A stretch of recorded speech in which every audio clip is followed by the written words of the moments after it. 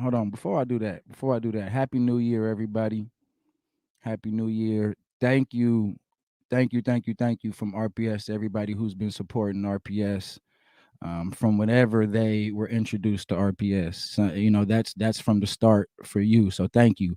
Thank you for everybody who's been supporting this show, this little thing we got going.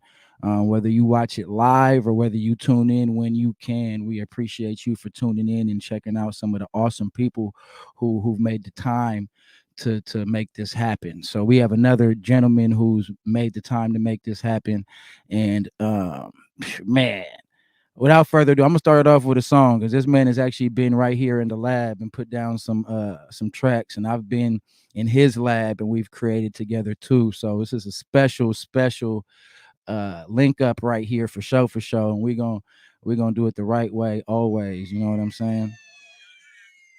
We're gonna get the audio better in this place too. Trust me, we're gonna step it up. You know what I'm saying? This is just a start. We just wanted to start doing something though. All right. Yes. This market got actors, they so dramatic. Fans with RPS lids to backwards all fanatics. Spring flips, just like it's a mattress. Siblings, all we know is family matters.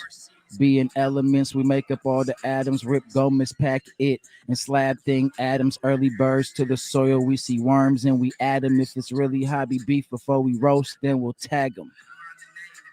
Promise you we'll add them. Look, we don't add them. History repeats itself. We studied all the patterns. Value axis is right there next to Saturn. We don't even break no more. All we do is shatter. Play the PH, pull hits, but I am not a batter. And some music, now you got the perfect batter. Hey,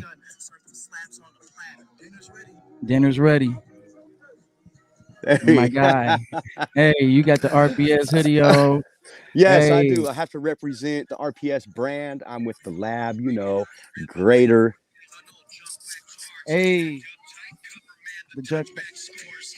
Yeah, and so that's that. I got it wrapped up like rubber bands on junk wax cards. I toxic. Yeah, I do toxic. This You know what I mean? toxic. In this connect, how we conduct.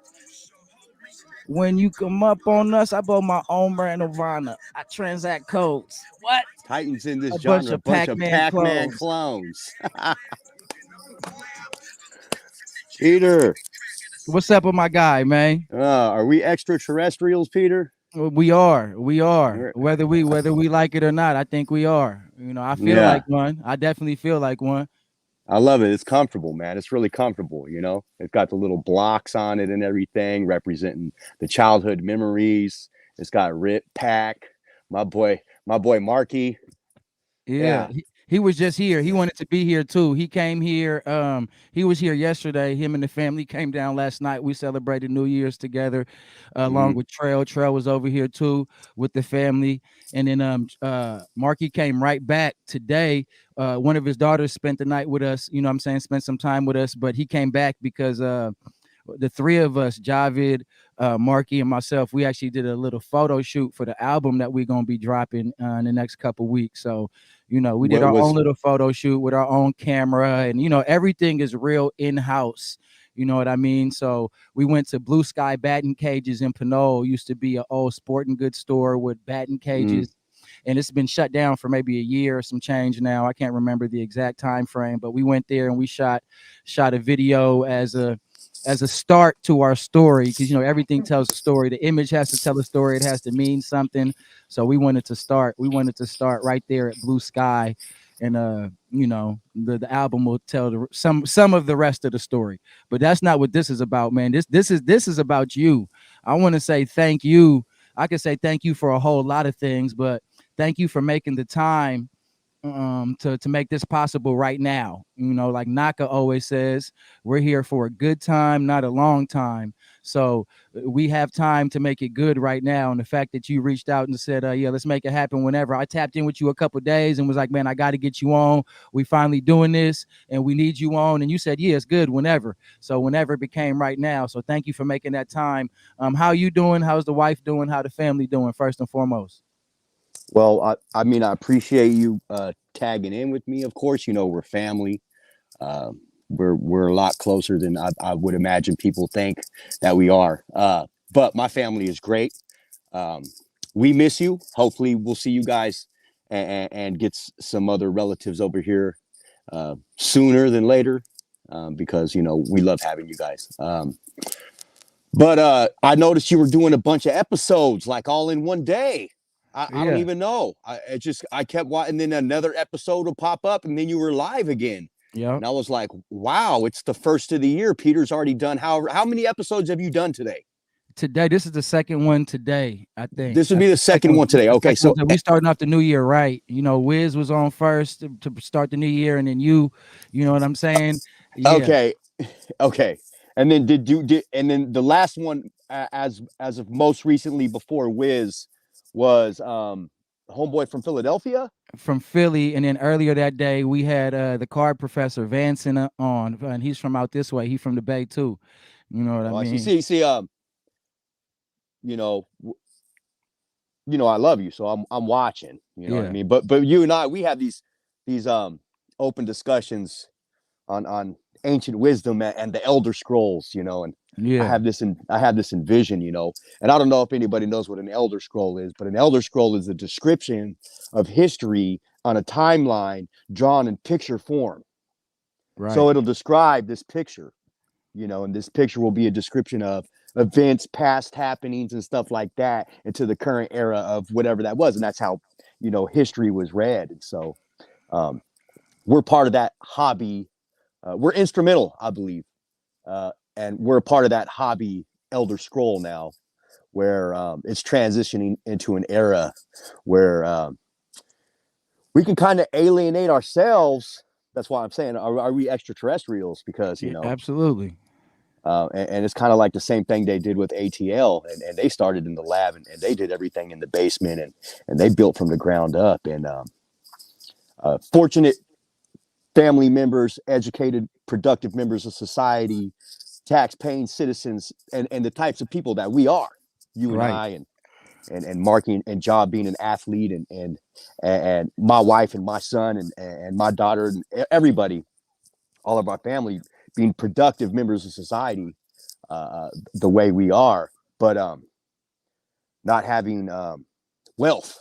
The wealth. See, when you have wealth, That wealth generational is wealth, and we're talking monetary, right? We're just talking yeah, monetary right, because when it comes to riches and wealth, we have a lot of that. We know that. You remind yeah, me of that wealth, every single day. So I just yeah. want to make it clear because some people are going to be watching this, other people are going to be listening to this later. So I just want to make sure they understand when we say wealth and riches that sometimes it can mean different things because we put value. What what I identify with the word when it comes to wealth is Yeah. not needing very much to survive, Right. and that's wealthy. When it comes to financial stability, an emergency, like an emergency for me and you, is an emergency. But for somebody that's financially wealthy in that stable way of life, it becomes a minor inconvenience. Right. So if something happened, in an emergency situation, you and I, we would say, "Hey, man, this might break the bank, but I have to take care of my son, my daughter, my mother, my aunt, my sister, or whatever." For somebody else that has that financial stability. Anyway, back to what I'm getting at is that the whole us being a part of that now, we're going to be able over time to prove that you can do what we do starting from the ground level. You don't need to be born into no generational wealth to one day maybe hopefully own a Grail card or anything. Whatever it is you may want to own. But for us, it's the hobby. So it's cards. It starts with cards. It ends with cards. The basis is and always will be trading cards, sports memorabilia, stuff to the effect of that nature for us. Yep. Because Absolutely. that's the hobby. But we understand beyond the value of those things are the relationships, the diversity, the Right. integrity of that, and upholding that. And I think that's where the challenge comes in, I and think why I we're think so separate. right, the relationships, that's the sustainability, right? Yeah, That's really the sustainable value that really doesn't go up and down in the hobby.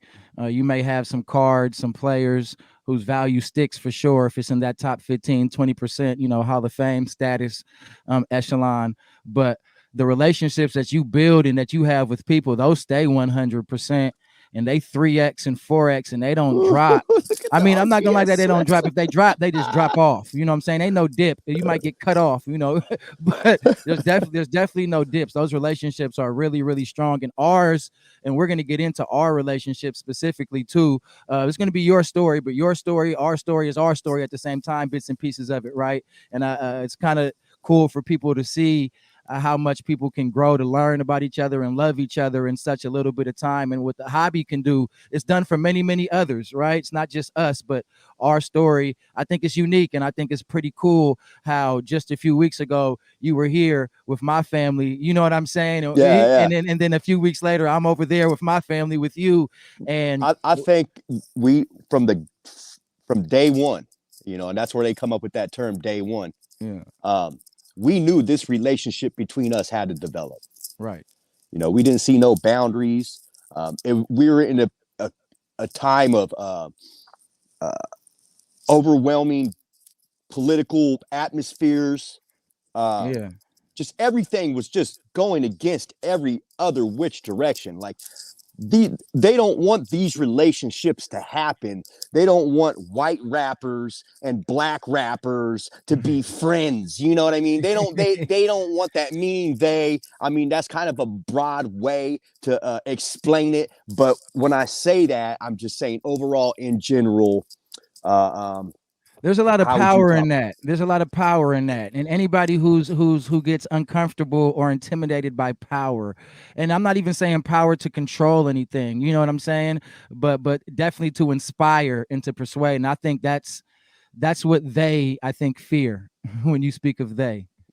Well, it comes down to like the design of British Parliament, and the way that's all been set up over the last few hundred years, and it's coming from far off distant lands that ain't American, and Yeah. America adopted this and they did all that, and the cards were there to prove it. And I remember you did the post where you were clowning at the same time, you know what I mean? And you were talking about why they make us cards like this, where Yeah. how come I Yeah. don't get no money? Yeah.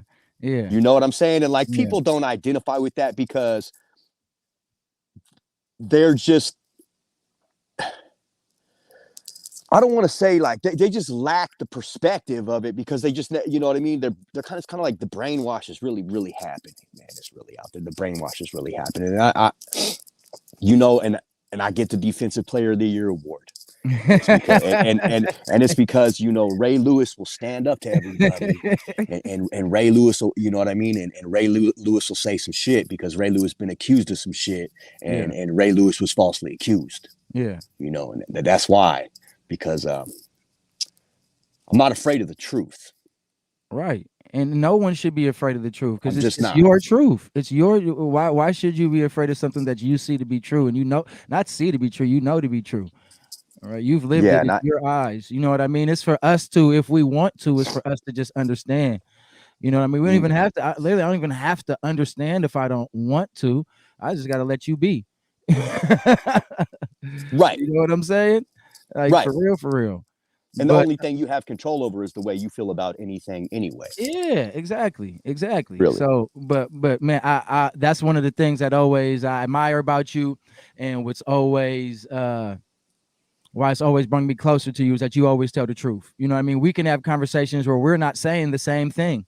You know what I mean? We're saying something different and we're learning from each other, or we're seeing, you know what I'm saying? We're bouncing ideas off each other's head, and it may or Yeah, may not sway our perspective how it was. But those I love those conversations. I love I don't even think everything's not people. just yes or no, or you know what I mean? We're not You and agreeing every I, time. Yeah. we couldn't even create a conversation. It's just so much going on. It's like anatomical, like creative warfare happening, and from all spectrums of the chessboard. People couldn't even understand what we were talking about half the time. And you and me, we're just like, oh yeah, yeah, yeah, and then we got to stop to take notes.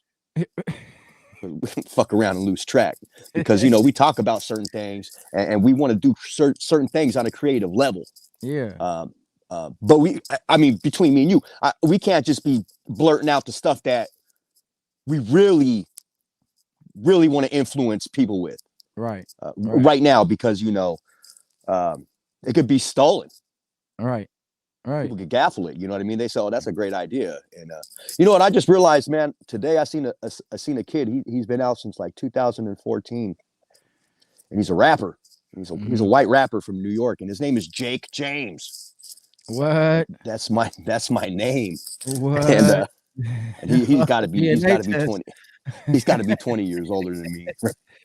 Hey, and I had to go through his stuff. Like, wow, that's kind of crazy, man. That's funny, He's got a good name, and he's all right. He's pretty good and stuff. And I thought it was like I had to look at it from a different perspective. Like, when you say something or you spit a bar and then you hear it on the radio like 4 months later.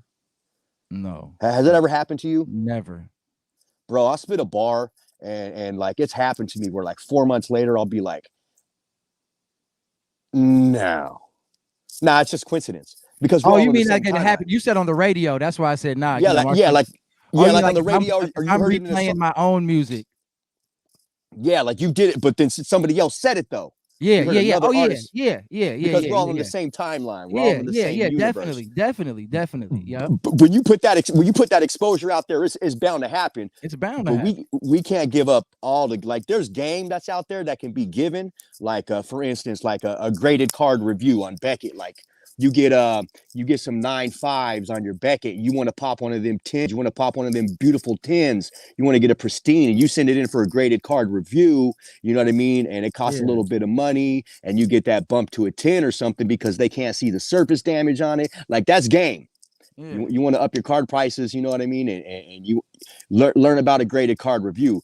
But between you and I, we can't just be talking about what type of content and what type of creative movement, we want to start You know what? focusing on to the public.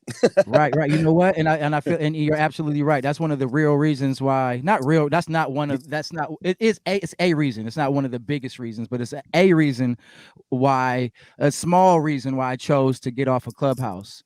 Right. I just didn't. It just. I didn't feel I feel intentions, you. and it just didn't feel comfortable, right? But I want to challenge what you said because I know I can do that with you, right? Because Oh, while absolutely. while I agree, because I said that's how I've acted on something like that in some proportion before, right? And said, you know what, I don't feel that what I say will be taking with the best interest of myself and what was said and the people who was said for. Because we don't just speak for ourselves. I am, we are. We speak for others at the same time. Good, bad, evil, all that. If it's in the world, it's in us, right? But I honestly feel like we've already, whether we've on purpose or on accident, given out gems to the hobby. Just last night on New Year's, I gave out a hobby game. I gave the hobby a game with money and cards, or you could just play with cards. And it should be at every single card show. That's free right there. I go live every single day at school, and I play hobby games, which should be at every card show. Hey, Jake, bro, they can go ahead and try and do it. I promise you, nobody will ever be able to play it as good as me. So, so check this out. So I'm a coach. I'm a coach, and I'm a firm believer that if I'm playing against your team, I will give you my playbook if I had one. I don't run plays. I like to just teach the game of basketball, X and O's. You move, I like to teach basketball IQ. You know what I'm saying? That's here or there. But anyway, I'll give you my playbook. I'll tell you what play I'm gonna run. I'll tell you where I'm gonna shoot it from. You still won't be able to stop me. You cannot execute the way we execute. And I feel that way because we're confident, we're talented, and the energy and the people and the people, the individuals that make up the collective, that make us the community. You know what I'm saying? That's what they pump into me, bro. You know what I mean? Like, That's huge. I'm not That's really afraid to say anything. I am. That's a lie. I'm afraid to say some things because I know some people can take it and run with it and try it, but at the same time, they won't do it better, or they won't do it as pure and organic. They're going to do it because they heard it and it was a good idea. You know what I mean? But what's their why? Because they heard us say it. You know what I mean? yeah, And yeah. unless there's a And why why? behind it, you can't copy Why? what we've done until we've done it. You know what I mean? So, but we want people to copy. We want people to do it because we feel what we're doing is good, and other people should be doing it in their own way. You know what I mean? Absolutely, 100%. And that's exactly why. You get all the you get the innovation award of the year because you've taken what has been considered to be called hobby music, which is a spin-off of hip hop, and created that and brought that in to its own realm. And now we call it and identify it as that, particularly to sports cards. And we might throw in a couple bars outside of here or that about a Chevy or about an airplane or about something, some type of outside source, but homophone it, you know what I mean? Homograph it, you know what I'm saying? Put it into some type of articulate meaning where it means something else, two different types of words, have a metaphor lingering where it's all wordplay, but it's all directly related to the hobby. And you get that innovation award because if ain't nobody ever done that yet, I think that the whole hobby should nominate you guys, RPS, for that. And that's just because that's how I feel in my truth. Really, you know, I don't sport no shit. This is RPS is what this is the one thing I sport, and I don't sport. You know me, bro. I wear Nike shoes, but I don't know wear no Nike shirts. Right. You know what I mean? I don't really rock too much other type of gear. I rock sweats. I rock a sweatshirt and a beanie. That's all I ever wear. And to this is a privilege and an honor.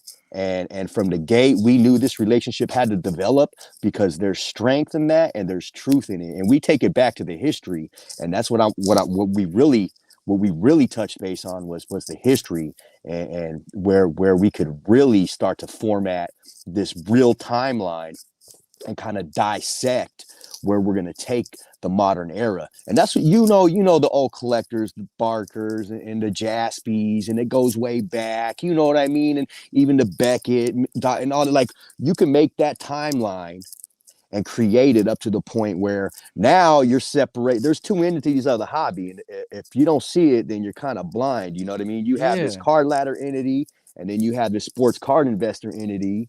You have this Nat Turner entity, and then you have this Michael Rubin entity, where these two entities are separating in the hobby, which is to grow the hobby, but there's two competing forces. Without competition in the hobby don't grow. But in Right. that timeline, we exist Yeah. and we diversify that.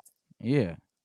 And that's Yeah. the That's what we're power. doing. Yeah. That's the power that as artists, and that includes Card Killer, that includes Donnie B Collectibles, that includes so many people, so many on the list that you can't name, because there's just thousands of people that and before like COVID, I wasn't on social media, dude.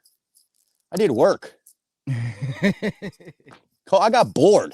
Right. I've been collecting since 1985, bro. Jose Canseco with the funny mustache. Your favorite card, Jose Canseco card, the Don Russ. Yeah. Um, I've been collecting since then. Um, and you've been in the lab, so I have. it's like I was bored, man. This all happened out of boredom, and now I feel like I need to be held accountable. And when you say held accountable, what do you mean?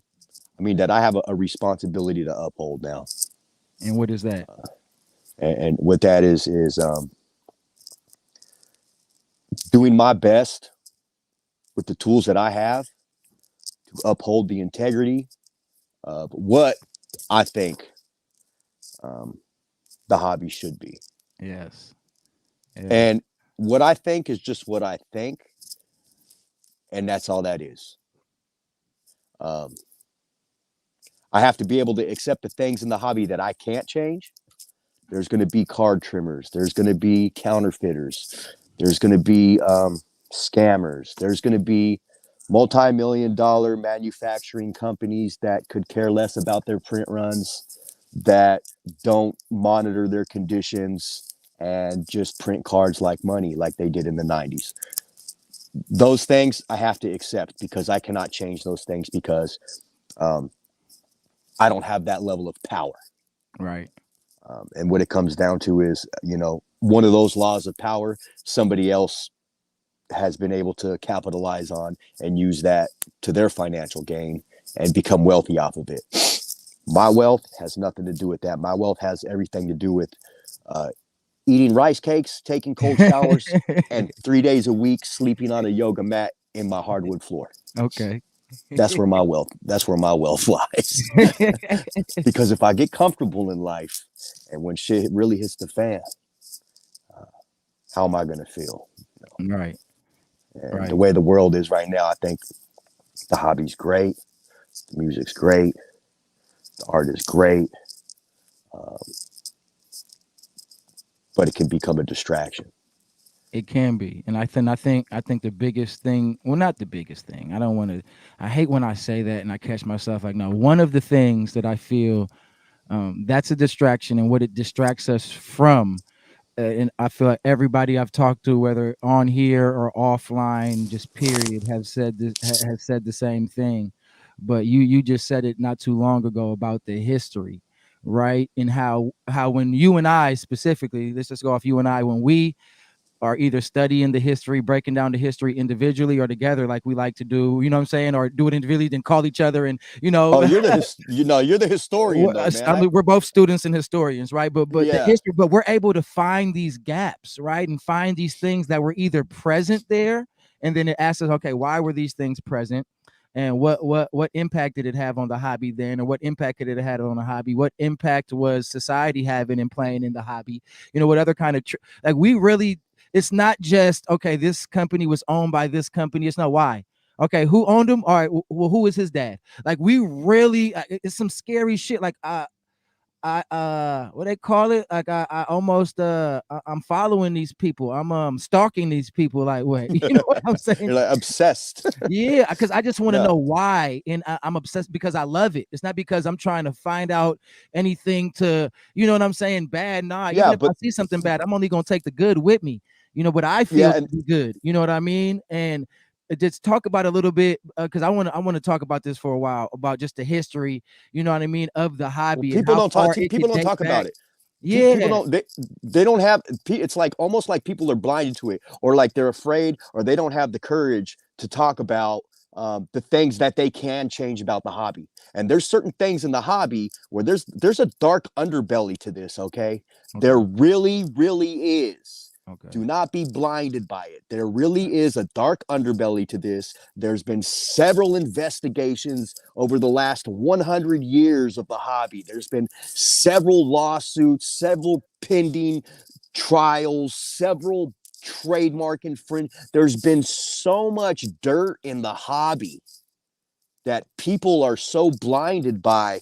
Did you see that shiny, shimmery X Fractor Diablo Zebra Stripe? You know what I mean? Like rookie card, the guy that's coming out in 3 years that's selling for 200K, gold print. Like they didn't even think about like, you know, where that idea came from, where that idea formulated, what think tank created that idea. It's a bunch of geniuses sitting around a freaking table going, this right here is going to be a hot item and people are going to chase it and we're going to make millions. And like me and you discussed, once you get to the point where you've established your market, I could sell somebody, I could a blank, I can make a blank post-it worth $1 million. I can make You a said you're blank gonna turn post-it. that into an NFT. Yeah, there you go. That's not even no shade. That's real talk. Like you can I you know can it's really real. do that. Yeah, that wasn't even And a roast. this is the biggest challenge with you and I getting into a conversation is you and I almost have to rehearse it because we get so deep and I'm so in love with it that Yeah. I'll just fucking lose track and go off. That's what we do though. That's what this is about. You know, That's why you know what? Cuz in the same breath I love it when I've been privileged enough and lucky enough and just feel good enough to be on other shows, other podcasts and things like that. And I always feel good when they send over the questions before so I can rehearse them and know what to say. But in my real life, like I don't do that. When it's time for me to do public speaking, like if I write something ahead of time, the day that I'm supposed to do it, I might not feel that way, bro. It's hard for me because I've done public speaking for a while now. You know what I mean? I've done a lot of professional development and on the job training in a lot of different settings and situations and spoke in front of a lot of people. And it's I've never wrote anything down. I've had prompts and I've done, I've had stuff on the computer before that, I had to show them visuals, but man, I love to just go off the top because wherever it takes me, it takes me. That's the same way I meditate. When I meditate and I'm meditating, it's not like all quiet and I have to be thinking and grounded on one thing. No, if I hear a bird chirp, I'm gonna start thinking about that bird chirping and wondering what the hell that bird doing. Like I let my ADHD take over my meditation and normalize it becoming, you know what I mean, becoming that. So uh so we could for sure go off left field and off tangent as we normally do because it all circles back to one thing. It all circles back to people in the hobby and love and energy, you know what I mean, and understanding and learning anyway. So that's all we're trying to do is understand. So sometimes you and I take things as far to the extreme, to the left and right and up and down and in and out as we can, just to make sure we beat up every part of it. So we're trying not to leave any stone unturned. You know what I mean? We really want to try and see things from every view as possible. And when it comes to back to the history of the hobby, like you said, I think a lot of people leave it out, like you said, for the same reasons you leave it out too, right? And then there are people who just don't know, right? And then there are people whose history, like all of us, every time I talk to somebody or after talking to a few people or doing research, then my definition or my impression of what history was in the hobby changes. It dates back further. There's more names. There's more everything. You know what I mean? Mm-hmm. So that can be true for people too. If they're just now coming into the hobby, or just because of where their hobby environment was, what they were taught. You know what I'm saying? If it wasn't everything, you know what I'm saying? We only know what we know and what we had access to and resources to. Some people ignore stuff and don't want to face the truth, right? But Well, and the truth of that is, we only have access to the written down knowledge of other people's that wanted to historicize about the hobby. So really, what factual statements are believable, or because there's really no reason to lie about something like the hobby, because it really has no political significance, right, if you understand what I mean. right, Like, it doesn't affect um, the world economy. It right, doesn't affect gas and food, and it doesn't affect things like that. So right, the history in the hobby is collectors. Collectors have been writing the history of the hobby since, I would imagine, the earliest like recordings of writings of the hobby that I've gotten to that are like legitimized literature that were published are like from the 30s. right. It probably goes further beyond that, It, but it like goes for because published yeah, uh but like if you the 30s. yeah, if you think about it too, though, it dates back a little bit earlier than that. I say late 1800s, early 1900s, even on those early tobacco cards, because those tobacco cards, while the cards may not be political, like we know the trading cards and sports cards, they tell stories of a time. They're time stamped. So on these cards, like the cards I use in the skit that were it's Zulu male and plantation male. You know what I mean? That tells you a time of political stuff that was going on. You know what I mean? And also what kind of goods and things were being traded at that time. You know what I mean? As far as tobacco or whatever else. There were also other images on these cards that told you, like when women were first placed on cards in the early 1800s, they were only placed in cards as like maids Oh, and no, dancers. absolutely. they're And you know what I mean? So that they're one no they're 100% uh that's like hidden political literature. affirmed, but That's like I'm hidden saying literature that. though. The literature though, like you feel me? That's like Yeah. hidden literature, or that you feel me? I kind of use that to say that's lit. That's my point was that's Yeah, I literature. mean, You feel me? there's reasons for people to lie about Christopher Columbus, and Yeah. there's what I mean, there's reasons for people to lie about other historical events. What I'm saying is, there's really no reason for anybody to lie about events that happened in the hobby.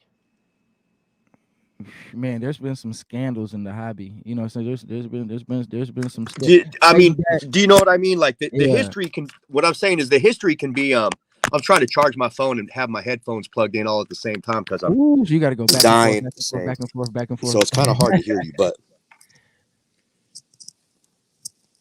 can you hear me? Yep, yep, I can hear you. Yeah. So okay. Yeah, So there's the political, like, the Honus Wagner card and the Zulu cards and the early what are those girls called that did they did like, what the hell were Oh, they well, called, I got the, some of them slabs. I wish I the had that. Yeah, yeah, the yeah, burlesque cards. yeah, Those have all political, those all stand up for political reasons. But what I'm saying is, like, throughout history, like, you know in school, everything you learned based on history, you learned 25 years later was a goddamn lie. yeah, yeah, yeah. You know what I'm saying? And in the hobby, I don't think that they took it so serious, where it No, was like, we need to lie about this because if people find out, we're in trouble. no, nobody was just paying attention. It wasn't that Yeah, serious. like Nobody. nobody Yeah, was. it wasn't, I don't even think it was like much of a lie. It was just this is just how we're gonna tell the story. You know what I mean? It Yeah, was more omission than lying, and there wasn't even really a lot of lying. Any of the lying was done was where it's always done in every part of the world in the courts. You know what I mean? yeah, right. Um, everything else was just It's the collectors that. programming, and omission. That's it. It was just programming. Everything else, like with Honus Wagner, you know what I'm saying? He wasn't with it. He wasn't No, he with that wasn't. type of programming. You know what I mean? No, So he knew it was up. He knew it was up. yeah, yeah, He wasn't down. He wasn't down for other people making money off of other people dying for it, or whatever his reasoning was. But he wasn't down for it. He didn't like it because I think that he felt, like, this shit ain't for kids. You yeah, know what I mean? Kids outside waiting for tobacco cards, and goddamn well, And I smoked since I was 13, bro, yeah. Say that. and all because of them candy cigarettes I remember from the them. ice cream man. Because Ice cream man for I get some sure. packs, off the ice cream man, and I smoked the candy cigarettes, and that got me hooked, thinking it was cool. And then I was smoking the cigarettes, and then, you know what I mean. I haven't been able to quit my entire life. So if I would have just listened to old Honus back in 1800 and something, I might have I might have gave my lungs a little break. Hey, but really, the connection is the cardboard. It is the collectibles, but the substance is the relationships, Yeah. and the game is in one sense it's meant to be told, but game should never be told. It should always be sold, in my opinion. I'm with that. Hey, I'm with that for sure, for sure. And when it comes down to the hobby, man, and I got, the list of T206 and the Cracker Jacks and the American Caramels and the T205s and the Old Tops and the Bowmans and everything else from, when they decided to make the 52s the way they made the 52s, and how the hobby changed and how they threw all them 52s off into the harbor, and like, the hobby's got a lot of history, man, a lot of interesting pinpoints, a lot of timelines that are the reason that the hobby is the way it is today. So when somebody says, "Oh man, why is that card, that gold out of 10 autoed of this guy that's never played before, worth 100K?" Well, that's the reason why. Yeah, not for real, for real. That's the reason why. They're. Because I like that. No, go ahead. What you gonna say? Finish that thought. the reason why is because if you review back into the hobby, Uh huh. if the hobby didn't do the things that it had done, Uh it huh. wouldn't be as successful as it is now. Now Okay. Okay. take it in Facts. stride. Facts. Facts. No facts. Facts. Take it in stride, right? Uh huh. We still have manufacturing problems. We still have distribution problems. We Yeah. still have confusion amongst retailers, sellers, We're still human. distribution. Yeah. Yeah. Everybody wants to be in the mix. Yeah. I'm a seller, registered LLC owner, all that. Uh, Talk to a distribution company, say, "Look, I want to give you 100 racks cash right now." And they said, no, sorry, we don't want to do 100 racks right now. I said, I don't want to go. I want to jump through no hoops or nothing. I just want to give you money for product. No, you got $1 million. Get boom, shot down. Like, why? Don't worry about it. Don't worry How about does it. that? There's a back door. There's a back door. There's a back door. Trust me. There's a back door. I know. There's a back door. But we here we go. Let me we've talked about the hobby. You mentioned the timeline, and you mentioned things that had to happen throughout the timeline. You know what I'm saying? And several things that had to happen in order for the hobby to be as successful as it is today, in order for it to grow as it is today, is in order for it to grow as it will continue to grow today. We're all repeating little parts of history and adding to it in order, you know what I'm saying, to make sure this continues, you know what I'm saying, on and on as long as this earth is still floating.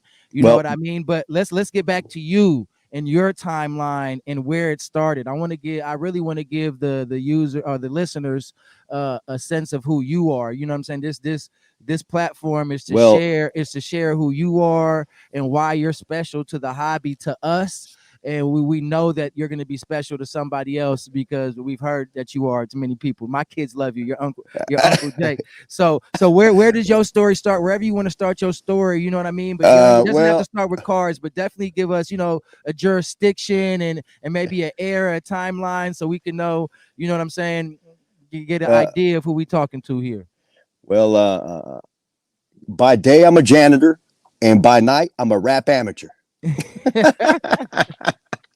No, I mean, for the people out there that really don't know, uh, I go by my handle Grader, aka Grader. I have a million handles. I used to be called like even Spitfire 415. We talked about that before. Yeah, And back in the '90s, they used to call me Spitfire because I had bars and I got a couple other handles and this and that. But um, what it was like in 1980s, late 80s. I think my parents got me some old American baseball set. It had like Babe Ruth and Mickey Mantle and Ty Cobb and Cy Young and Roberto Clemente and Willie Mays and all of these. And this is the 80s, so their careers had just ended like previously, like maybe 20 years before. So this must be like 85, 86. And I started to familiarize myself with these players and these cards and these Babe Ruths and these guys. And I seen the TV shows that came out and the movies and but on the backs of the cards was all the information.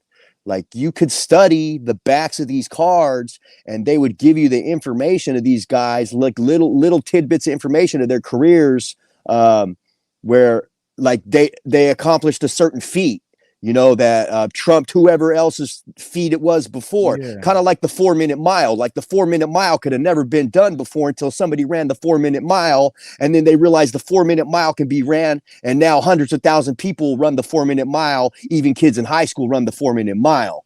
So yeah. I was learning about like what stats were, what accomplishments were, what goals were, and what legacies. And if only if I would have known what what I know now, you know, What do you know now? What do you know now? What what didn't you know then? I just, I took the rubber bands and I banded them up and I put them in the shoebox and I played with them and I put them in my spokes and that's what it's all about, You're right? That's what supposed it's to though, right? That's That's man. I'm that's learning the that that's you're the fun of the supposed hobby. to. That You're is, supposed and that's to. the fun of the hobby. Being artistic with it, and loving it, and trading my 1960 Mickey Mantle for a 1990 Ricky Jordan, who was a flop. You know what I mean? And like, because it was my boy, and we wanted to trade, and like, only if I would have known now, because I watch the dudes that are real gamey. They're real hustlers out there, and they're really grinding. Um, and that's what it was like, man. It was just me having a lot of fun with the cards. Um, my parents got me the one little, my parents, we didn't have much money, as my sisters and stuff, and my mom, and I got the little set, and I learned about it, and I learned, and that's how I educated myself, from the backs of the cards. So that's where my information from sports cards came, from older reprint sets that are basically still valueless to this day. Right. Excuse me. And I guess what happened is sometime in between that time and the '90s, when Ken Griffey was a big iconic movement. He was a movement in himself. Yeah. The dude had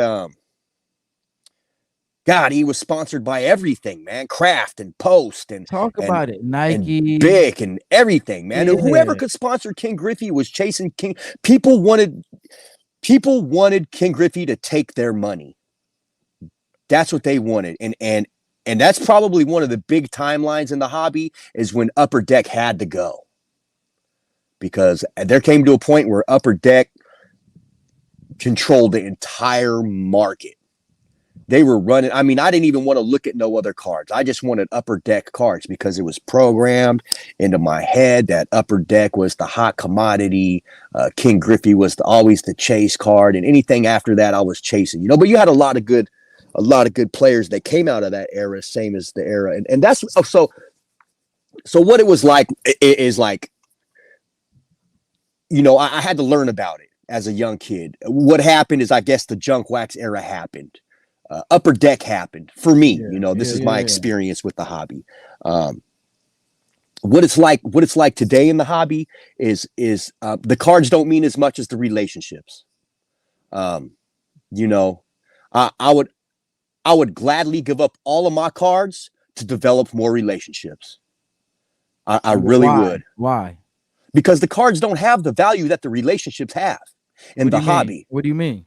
Well, what I mean is, like, for example, me and you have a relationship. There's not a single card in my whole collection that carries the same weight and we can move the hobby forward than our relationship can. Yeah. Not one single card. I couldn't pull out an 86 Fleer Jordan. I couldn't put out a 52 Mickey Mantle Mint 10 worth $21 million. I couldn't pull that card out and say, this card right here will move the hobby.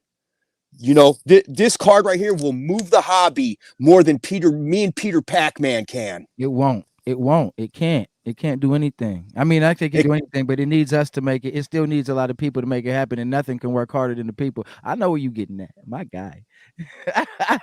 so that's what it's like today for me. And and Yeah. and um and I talked about this, but it's a new time. It's a new day. It's a new era. And I have about 20 years of lyrics. 20 years of lyrics that I'm going to light on fire in celebration of the new year. And people are going to ask me, they're going to say, why? I'm going to tell them, because it's not what's in the past that counts. Because the past is something that you never shut the door to. You never shut the door to the past. You have So to walk through it. you got to walk through it. So you mentioned when you were younger how the cards were educational. You used them as a resource, like you said you do now, using them as resources to learn things, right? Right, to Yes. learn things, right, and use those resources. Were there any other emotions or feelings that the cards brought to you, or that you used the cards for when you were younger, or that you use for now? I mean, I've never had, you know what, then it was more like, it was just like a lot of happiness, joy, Yeah, a lot of freedom from you know the inadequacies of my childhood, the raising of my family, stuff like that. It was kind of like an opportunity to escape, go into a fantasy world where I could imagine being next to, being a part of, being into something, being accepted, all of yes. those things. I, I enjoyed it because it's all I had. It's what I had. It it became my heritage, and I pass it on to my kids, even though my kids aren't nearly as interested in it. But when I die and they're sitting on, like, $8 million worth of cards, they're gonna be real interested then. For real, for real, no, for real. So are you you said you gonna burn some raps before you get back to burning these. I've seen this pile of raps that he's talking about. It has to be thousands and thousands of verses, like literally. So It's thousands of thousands, bro. songs, and like literally. So I'm good. We're gonna dive into this because it was actually something I wanted to talk about. For those of you who don't know, this is a talented man and artist in all forms. There are several talented artists in the hobby, and we're gonna bring them on. I'm happy to have Jake here. Jake, my guy, not only is he's a card artist, he's an engineer, he's an architect, he can create, he can build, whether it's a card, whether it's a dresser, whether it's a home, but he's also an artist with his voice, man, with his mind and with his hands, with his pen. The man is probably the best hobby rapper that the hobby will ever see in life. You know what I mean? And that's just, it is what it is. If you know music, see, people a lot of times assume because they just get on the RPS, they think that maybe we were rapping before this and we just got into the hobby rap as an opportunity, or we saw something. Man, we ain't never made, RPS ain't never made no songs other than this, right? And I've always listened to music growing up, but there are times where I would be a rapper if somebody just said I can rap, but I never tried to become a rapper ever in my life. You know what I mean? Because the very first time I picked up a pen and tried to make something rhyme, it didn't work. So I just said, this is not for me. You know what I mean? This is not for me. But I've always had an ear for what makes me feel good, what sounds good, what makes me think, what makes me learn, what just, what triggers me in all the best ways when it comes to music. Those sounds, those words, the way they're put together. And Jake has a way of putting words together when we're talking about the hobby. You know what I mean? That's just it's so well. He is our coach. He is our mentor. You know what I mean? He's taught us a lot when it comes to the art and the history behind rap, and the foundation, the fundamentals. You know what I mean? Because when Slabby and I and Rip and I started, we just thought you just rap, you just, cat, hat, mat, tap, bat, and sometimes, we make it sound better than what we thought we can do. But Jake really has opened it up, and with literature and with videos, and no, you've really shown us and been here and literally taking some of our lyrics and broke it down for us as if it was yours. And you know what I mean? And Yeah, just looking at you take the time to teach us. You know what I mean? It's like we always claim that we we're the creators of hobby music. You know what I mean? But when you came and graced the mic like the same exact day, you know what I'm saying? Um, you know what I'm saying? It's like, bro, your skill set and your experience and what you brought to it, it was you know what I mean? I'm trying to catch you. Not in, it's not competitive. It's in the you want me to be better than you type thing. Like my mentor, Keith absolutely. And I Allison. want everybody. You know what? Yeah, And exactly. And and for people out there, I'm not hard to find. I live right here in San Diego. I live on Appleton Street in San Diego. I'm not hard to find. You know what I mean? I'm actually out here. I really am a productive member of society. I really, really do like to help, no matter what it is, whatever I have available to me, all the tools that I have available to me. I mean, Peter's going on and saying a bunch of nice things. I'm a good guy, but I'll tell you what, I'm a bad man. You come see me anytime. I'm at my pad all day, every day. Peter's been here. He loves me. I love his family. Slabby's on his way here to come down, and y'all gonna come visit, and we're gonna do the whole San Diego tour once we get the national down here merged with Comic Con, yeah, because that's the end game. And yeah. and if you want to take that idea and go run with it, because that's the end game. That's the accomplishment for us. For me, that's what I'm trying to push. And I we're want gonna I help want you the push merge. I that. want the cross pollination, Yeah, because there's rappers in both hobbies. There's rappers doing comic rap. yeah. There's There's rappers been doing that. doing There's been that. sports card rap. There's been that. There's been that. So I met a gentleman who was man, he was the first person to like rap about video games, and I think Capcom gave him a like he made an album. I forget this gentleman's name. I'm gonna find it out though. He's done stuff now like projects and created with the likes of Kanye and Kid Cudi and things like that. But like many moons ago, he actually like wrote an album, I believe, for Capcom. You know what I mean? So um people know when we say the hobby has this privilege and this entitlement of when we say the hobby, we know we're just talking about trading cards, but we expect everybody else to know. So when we say nah, we're but creators of people hobby don't see music, it like that. If you went to the store and Yeah, you just said, hey, blah blah to the hobby to somebody in the vegetable aisle, they're gonna be like, oh, you build models, you build models. Yeah, you build those little airplane, you do RC cars. They're not gonna know. They won't be able to identify. The only people that understand the term, like in the Godfather letters, in the hands of the hobby, the retail mafia, the hobby is people that are in the hobby. yeah.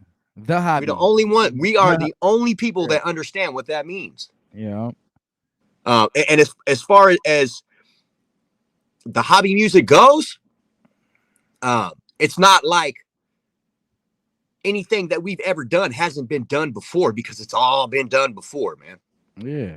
In You know what I'm some saying? shape, form, Anything or fashion. creative, visually, anything creative artistically, anything creative on that level where you're organically creating it, and you're not doing it on a technological level. It's all been practiced. It's all been monitored. It's all been time stamped before it exists It on a exists. platform in the universe at some time, at some point, somewhere. We was just on with Wiz. I don't know if you caught that part at the end, but Wiz sent me a song. It has to be from, I don't know when it's from, but it's definitely from before 2020 when we started rapping about cards.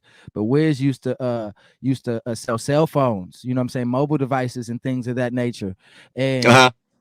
he sent me a Oh, I song, hollered bro. at He was Wiz. rapping. He was rapping about that. He wrote a song, bro, and it go crazy about. I forgot the name, but like cell phone God. But bro, I mean, it's the same exact thing we do with the cards. He was doing with the phones, bro, and it's fire. It's fire. Is it really? It's I gotta listen. fire, bro. I hollered at You Wiz. know me. If it wasn't fire, I wouldn't have said it on camera. And you know what I'm saying? I would have waited off and be like, he did it, but that shit was kind of weak. Nah, bro. It was fire, bro. Wiz Yeah, go crazy, bro. yeah. Like You know what? Wiz It's go funny because crazy. I talked to Marky and I'm like, dude, I keep looking for Wiz. Hey, I followed everybody WIZ. I swear to God, everybody that's a Wiz in any social media site. It said Wiz Khalifa. It said Wiz Sports Cards. It said Wiz Comics. It said That's the whatever it said official Wiz. Wiz. And then Marky says, It's no, the man, it's wizard. WHIZ. Yeah, wizard And then with I an eight. fucking I was Wizard like, with an I eight. just Yeah. Hey, that's a yeah. talented dude right there, though, too, though. You know what I'm saying? Just that man's mind can adapt and absorb so Oh, much. I And, felt it, man. I listened yeah, to him. I listened to him. I tapped in. I tapped in with him. I hit him up. good, good, We exchanged phone numbers. good, good, I good. got I got to keep switching back to my headphones and Keep my doing charger that. because my You phone. good. Yeah, You good. Keep yeah. doing that. Well, You we good. exchanged phone numbers. I hollered at Wiz and I said, "Look, man, greater. You know what's up? Sincere appreciation, gratitude, and thanks. I seen what you do. I admire that. I just wanted to holler at you personally. Um, Tag in with me. We have to exchange phone numbers because there's no reason why this relationship should not develop. You're in Atlanta. I'm in California. We need this to happen." Yeah, And he said, "Oh, yeah, my man, my definitely. man, my Yeah. man." Boom. And he tapped in just like that. And that's how you know when you're dealing with real motherfuckers. You ain't dealing with these I don't know, these the other cool guys. The other cool guy, everybody cool. Yeah, everybody cool. Everybody Everybody's cool. cool. Everybody cool. Everybody cool, which they Everybody are. cool, man. You know what? I don't want Yeah. to start the year off being a hater, man. I don't want to start the year off being a hater. Shout out Ramon for being in the house. We got Ramon in What's the up, room. Ramon? What's up, Ramon? Anybody else who done tapped in the room? Thanks for tapping in. We do this off the fly. We know through studying or observing and studying the hobby. I've observed and other things too. People like consistency. People like to know when their show coming on, when something they like is coming on, so they can support it and they can watch it and be there live in the flesh. But the way RPS is doing this off the checklist is kind of off the top rope and spontaneous, as Naka would say. You feel me? So we try, and I'm horrible about promoting stuff, as y'all can see, even with our music and stuff. I put it out there and we do that, but we're horrible about really promoting. We just like stuff to stick when it organically stick. But we're gonna do a lot more promoting, not just for us, but for others at the same time. For others at the same time too. Ramon, oh, the Golden Collector, bro. Whenever I see Ramon, I always forget, bro. It's just the Golden Collector. Golden Collector, shout out, man. One of the realest out there again, man. Shout out the Golden Collector out there in Florida. For real, for real. Okay, Greater. I got some more questions for you, bro. You ready for them? I'm gonna go straight Oh to this. shit! Yeah. I got a couple more. We rounded I about thought an we were just hour. talking.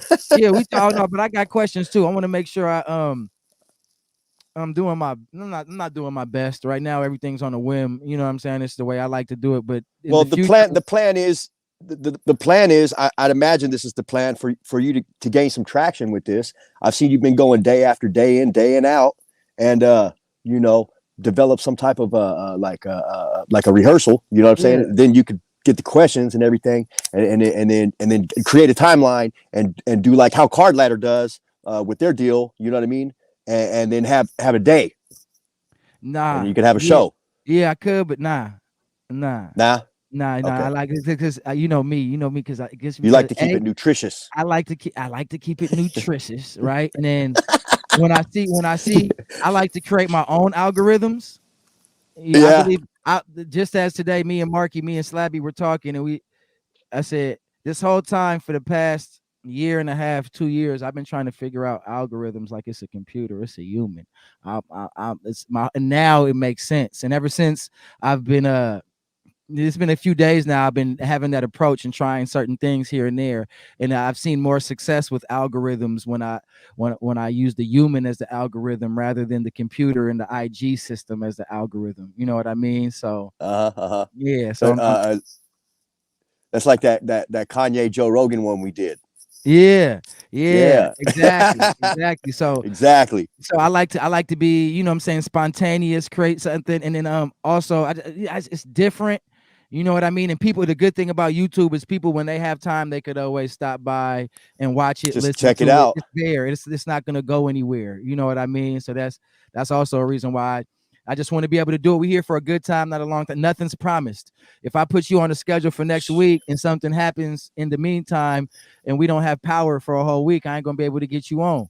You know what I mean? So I rather, while the power is on right now, and you know what I mean, Do and it now. yeah, do it now before gravity disappear, and then it's over. We all Yeah. drop or float. Whatever happened when gravity disappear, if we drop or float, Uh, I don't know, but it's all bad. yeah.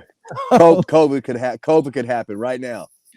You know what I'm saying? So we don't want that. Oh. But I wanna bring it back. I only have a few questions for you, but I want to try and keep it we want to go with the flow, and as stuff happens, as questions, things come up when we're talking to folks, I always keep a notepad with me like this. You know what I'm saying? Take notes. We always try and do our research beforehand. There'll be scripted questions that we ask people, and if we don't get around to asking them those questions the first time, then the second and third and fourth time we get around, we'll make sure we get that in there. You know what I'm saying? We're definitely gonna have to get in again, because you're gonna have to show off some cards one time, and next time, you know what I'm saying, I want to bring everybody Mm-hmm. back so they can show off some cars or collectibles or other things that mean something to them.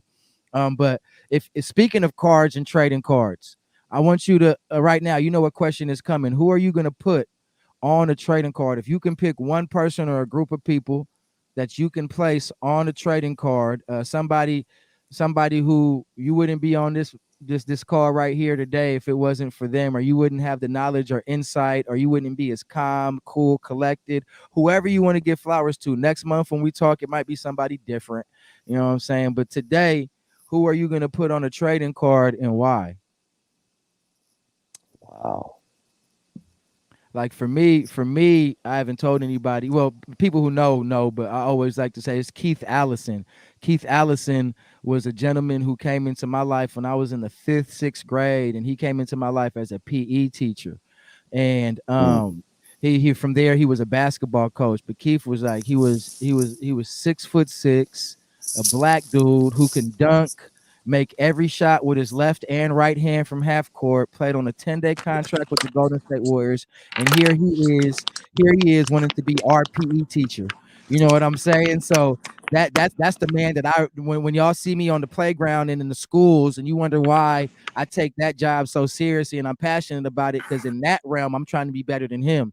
He wants us to be better than him. You know what I mean? So that's why he was our basketball coach, but that man can coach archery. He can coach marbles, jacks, hopscotch, hockey. He's a jack of all trades. He knows everything. So that's a big reason on who I am, the way I am today, and why I do what I do, and I'm so passionate about it, because to this day he has to be, I don't know, maybe 50 some young older for older 40s, young 50s maybe, but he's still just as passionate as he was about education. He's still in education and he still coaches. He coaches now junior college basketball and he's still passionate about it. You know what I mean? So it's that's who I would put on a trading card every single day when somebody asks me if it's not my dad or my brothers, you know what I mean? But Keith is just that guy as an educator, as a mentor, as a father figure. He protected me, man. There was a time when yeah, there's a time in middle school, you get into you try things. You try and lead the wrong way and you follow the wrong way. You know what I'm saying? And people follow you sometimes. And Keith was always there to make sure we were safe through that, man, and make sure that we were allowed to mess up.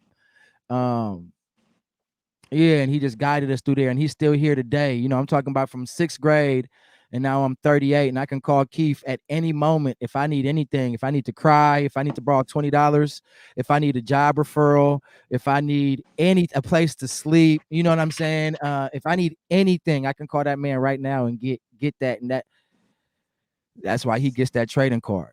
You know what I'm saying? He gets that 101 for real, for real. But it can be anybody. I'm talking family member, extended family That's a member, that's a hard, educator. that's a really well, most people might not know. Some might, but I've been sober a better part of 15 years. So that means no mind or mood altering substances. I haven't smoked no weed. I haven't drank no liquor. I haven't done nothing like that for 15 years. That's big. Trust me, I'm a lot Congratulations. better the way I am now. Uh, but but sometime in between the time that I first got sober and today, I joined a motorcycle club, and the motorcycle club is an all sober motorcycle club, and it's the biggest sober motorcycle club in the world.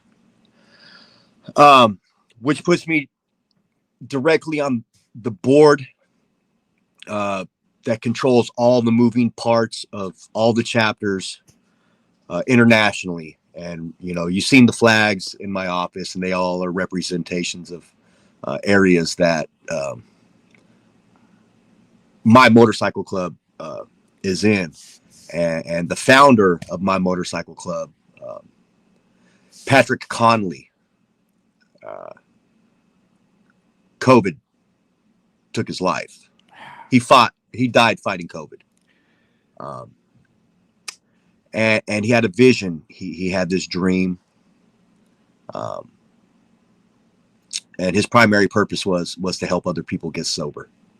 Other people in life that had been through very similar situations, like me and a lot of other people out there that struggle with alcoholism and addiction. And if I had a choice to put anybody on a card, I'd put my old, fat, white Irish friend and brother, Patrick Conley. Shout out. Patrick Conley, who was also, he was a good guy, but a bad man. Hey. And he walked around with as many broken bones as you could count, and hobbled around and got on his bike as best as he could in his later years, and went to one last national, caught COVID and died. So that would be the one person, man, that I could think of right now. But there's just so many people, man, and that are deserving of recognition. That a trading card. I just don't think a trading card. It does justice in a sense, but some people just deserve to be honored in life. And I think personally for me, I think that not only has he changed my life like your coach, he's changed the lives of several men, and has created an organization, not for profit, to continue to change the lives, even in his death, of men and women, brothers and sisters alike, that all struggle from alcoholism and drug addiction. So yeah, definitely have to be Patrick. Shout out PC. Shout out Patrick for that, man. I always love hearing about people who He's are no longer he's the founder and creator of that. I'm switching back to my headphones. Give me a second, Peter. Bet. All good. Shout out Pat, man. For real. All right, we back. Back at it like a bad habit, like a wax habit. Back at it like a Yeah. wax habit. Hey, all right. So we talked about this. I'm gonna try and combine two questions in at the same time because I know your brain can bounce back and forth like that. But I mentioned you're an artist, a creator. I mentioned you can draw, you can rap, right? You can just create. Period. When did that artistic it start for you? Like when did you know or enjoy or what did it for you? Did you Wow. start drawing first? Did you start rapping first? Did you see something like you know what I mean? No, Walk me. you I know don't think what? I've ever asked you that question too, just on a personal No. level. Yeah. All right. So once again, what it was like is as I came from Texas at 2 years old and I moved to Union City. You know where What part Union of City's Texas? Do at? you know what part of Texas? Fort Worth. Fort Worth. Okay, because Yeah. I asked Tarrant County. because Tay was actually born in Texas. My partner, my current partner, my lady, my all. Yeah. Yeah, she was actually born in Texas. You know what I'm saying? She was a foster child, but she was actually born in Texas. My oldest son was born in Texas. So whenever I hear that, and then everybody migrated directly back to the Bay Area. You know what I'm saying? And so Yeah. it's just Kind of weird. crazy. I always attract the Well, same people in my life yeah. and create them So too. uh, uh 2 years old, my mom left my father uh, because of abuse. I don't know. I was two. You know what I mean? My sisters. I have twin sisters. One of my sisters right now is currently in the Nevada State penitentiary system. One of them, she's doing like 9 years. Like I said, man, and then my other sister right now is currently getting her shit together. She has a few years sober. She's getting it together. But we moved from Texas at 2 years old to Union City, and I lived behind Logan High School, uh, which and then my mom finally got a job as an inside sales associate for some tech company, and she was able to afford like a 2-bedroom condo. So it was me, my sisters, my aunt, and my cousin. We lived in a 2-bedroom condo, and we moved to Calisita Court in Union City. And I remember going to like Union City. I was walking to school. This is when you used to be a first grader and you used to walk to school. So I was a first grader and I used to walk to school. Uh, and in the liquor store would sell you cigarettes for your parents. And this is Yeah, back in the day. yeah, Okay, yeah, this is back in the yeah, day. I'm yeah, 43 years old, so all of yeah. this was normal. All this stuff really happened. Like today, you wouldn't even Same. believe the shit. This is shit that you wouldn't believe happened. Um, my best friend was Gary. He had a brother named Marcus and a brother named Ivy. They were black, so I grew up in a black neighborhood as a kid.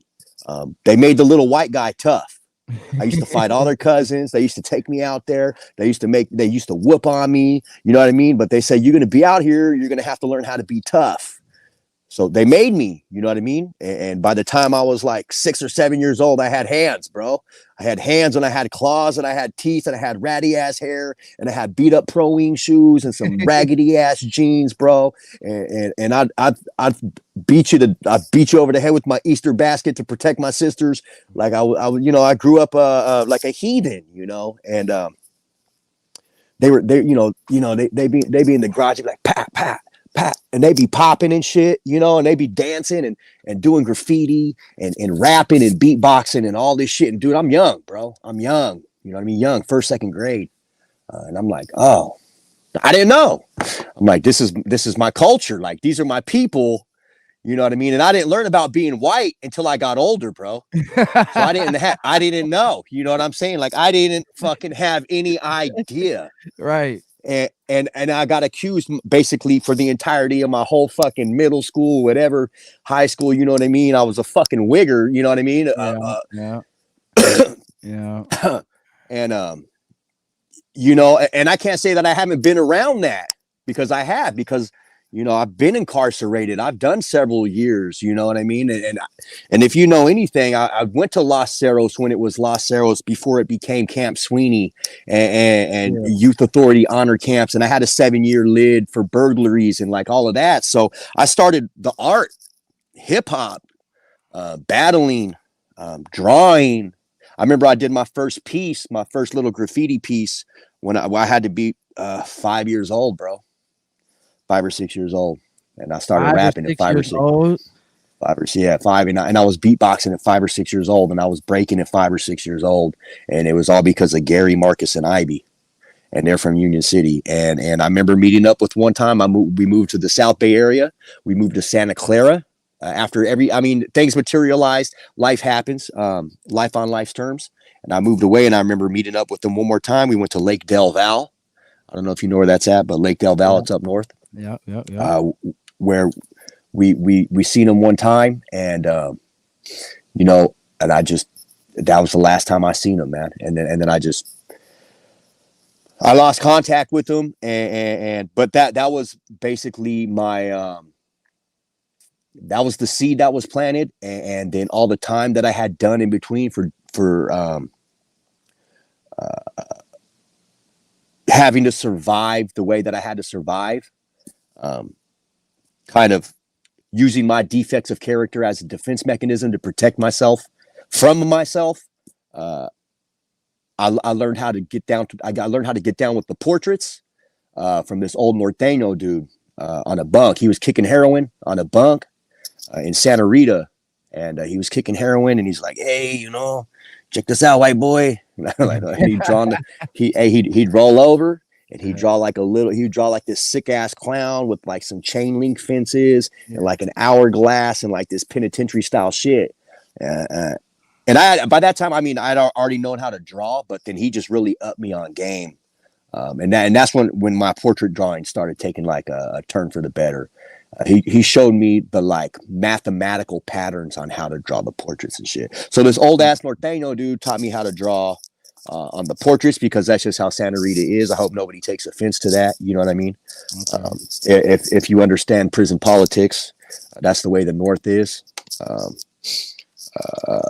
the the Norths and the blacks, they ride together in the North, and in the South, the Southerners and the whites, they ride together in the South, and the whites kind of have their own thing. So there is the separatism, and I do understand that. But like I said, I didn't understand race, and it's almost a shame. It really is that at the lowest level of society, racism has to maintain to uphold political significance That's crazy. so that people don't fucking die. That's crazy. And that's what I learned, dude, in my life, bro. So Eee. going from one extreme, not knowing what race was, going to an entirely different extreme where like you can't share that candy bar with that black guy. What you mean? That's my boy. How you? Well, you know what I mean. You want to, you know what I mean, and bro. Yeah. I mean, yeah, I've You only know heard what I mean? stories and seen movies, you know what I'm saying? But yeah, Look, and yeah. that's really how it is, man. And I don't have, and I'm fully tattooed my whole body, and I don't carry anything of significant race hate on my fucking body because I've always been known as the white. I've been always known as a wigger. They've always hated me for it. I've always rapped better than them. I've always danced better than them. I've always drawn better than them. I've always been everything done better than them. But then at the same time, I also have to accept the fact that because of the center of gravity and people want to judge that circle of life, skin color is what it is in American society. It is what But it in is. the hobby, there ain't no fucking room for that. And And the reason I'm the defensive fucking player of the year, Peter Pac-Man, is why is because if I that? find out in any way, shape, or form somebody wants to disrespect the hobby in that way, Uh-huh. in that manner, What you gonna do? What you gonna do? I slap the shit out of them Woo! in real life, in Hey, real life, in real life. in In real real life. life, hey, what did I say? What did I say? I said something like that earlier. Nah, you know me. I was writing earlier, and I said, I think I said something like, "Who need a sub? Who need a sub? I be grading cards. How would you feel if you got slapped in the face with a trading card?" Ah! Some What if it silly was shit like the like that. what if it was like the worst rookie of last year's season too? just just make it even. Uh, so that was kind of bouncing back and forth with everything. That's what it was like. What happened was in that era during the '90s, there was some success. I ended up uh, learning how to use my art to my advantage. And now I am today. If I sat here and I told you all about it all over again, man, I'd just be bragging. You know what I mean? I would just be bragging about how successful, how happy, how motivated, how, and it's just how many relationships and how much love I have in my heart today. I would just be bragging. Yeah, And I'm not a bragger in any way, shape, or the form. I'm more of a, a quiet mouth friend, yeah. And That's if there's anybody out there listening, man, and you know, you can identify, I'm always available. I'm not a hard guy to find. If you're having any types of outside issues, underlining issues, anything like that, trouble with the hobby, trouble with anything, I've had some experience in life. yeah. And I would just love to be of service like that. And you know how I am with the kids, and I don't like to take credit, man. I really don't, because I don't deserve the credit. You know, everybody else surrounding me deserves the credit, and I don't want to sound religious, but in the most spiritual sense possible, something greater than me has done for me what I can't do for myself. That's dope. That's dope, bro. Thank you for sharing that. You had dropped a name of a facility, or now I believe they call it a freedom school. It's called. I forgot what you said. What it's called before, but Wilmot Sweeney. I'm What so was it old. I'm called? so old. Well, I'm it's so Wilmot old. Sweeney now. I know it's Wilmot Sweeney now because Javid and I, I said before, we Bro, have a it used nonprofit organization. We've actually went and spoke to some of the residents at Wilmot Sweeney before a few times. So bro, shout out. it used to I got be. a buddy who used to work there. I got a buddy who used to be a PO there and all that good stuff. But it turned to Camp Sweeney after I was in there for 2 years. okay, It was Los Cerros. Lost Zero. See, I didn't know that. All I know it is Sweeney. Yeah, it was Los Cerros, and I think I did 9 months in the juvenile facility till I got processed to Los Cerros, Uh-huh. and then I finished off Los Cerros. I had a 7 year lid, so if I would have ran, a lot of people ran. But I ended up getting a job with VSA EMD, which is like the guys that drive around in the vans and go to Yeah, juvenile hall and fix all the lights yeah. and stuff like that. So I got a job with them. So I was like I had it made. I get the cigarettes and shit and like get the little side lunches and like, I had my little thing going where it was just me. Uh, uh, but I didn't have really a reason to run because I didn't have nowhere to run to. Man, You know what I mean? I man. was I gonna run back to, man. I was gonna run back to drug addiction. Yeah, You know what I mean? I didn't know what to do. I was scared, man. I was full of fear and just scared. Like I've seen that. and and it didn't help though. You know what I mean? I didn't get cleaned up till I was 26, man. So, think about it. You get locked up at 15, you get out when you're 18. That's the most productive years of your young life. Man, you And miss a lot. You miss a lot. all all it was just, you know what I mean, just gangland warfare. I learned gangland warfare. I learned how to throw hands. I learned how to work out. I learned how to eat, read, work out, and throw hands. It was a daily routine. It was gladiator school. And that's what I did. I was a gladiator. I was a trained gladiator from the young age till the older age. And then I never stopped. I just kept going back and forth on a violation after a violation after a violation until Man, it's 26, tough. until 26 years old. It's tough though when you're young, and we're not going to dive all the way into it. But when you're young, and then once you get caught up in that system, I've had the opportunity to be humbled from an I'm gonna say educational or professional aspect too when it comes to the juvenile department and working with children who not at Wilmot Sweeney, but I was supposed to tell this story on another with another person and I never got to it. But when I was man, I had to be 19, 20, bro. I was 19, 20, and I went and applied for a job at a group home. I can't remember if it was a 300 CE or 500 CE group home, but it was once the children got out of juvenile hall, they had to complete either a 3 month, 6 month, or 9 month program at this residency. And I applied for a job. It was called Mary's Help in Vallejo. And they had like 3 or 4 homes where there were 5 or 6 different boys, young men who were staying in these homes. They were wards of the state, of course, you know what I mean? And that was they had to complete the program, whatever they were supposed to complete in order for them to go to be free again and back to their family under whatever terms, right? So, and some of them had more looser terms where they can see family on weekends and come back. Some of them were there the whole entire time. I think after once you got to like your last 3 months, then you got to like leave and come back with your family. You know what I'm saying? It was real strict. But my job interview, bro, that's what I want to share. It was hilarious. I'm 18, 19. And I always tell people when I was younger, I wasn't this confident. I was shy. I didn't know anything about job interviewing. You know what I mean? I was just, Mm. man, luckily people were just giving me a chance. They saw something in me and they were giving me a chance, right? So I go apply for this job. Before this, I'd only work with kids.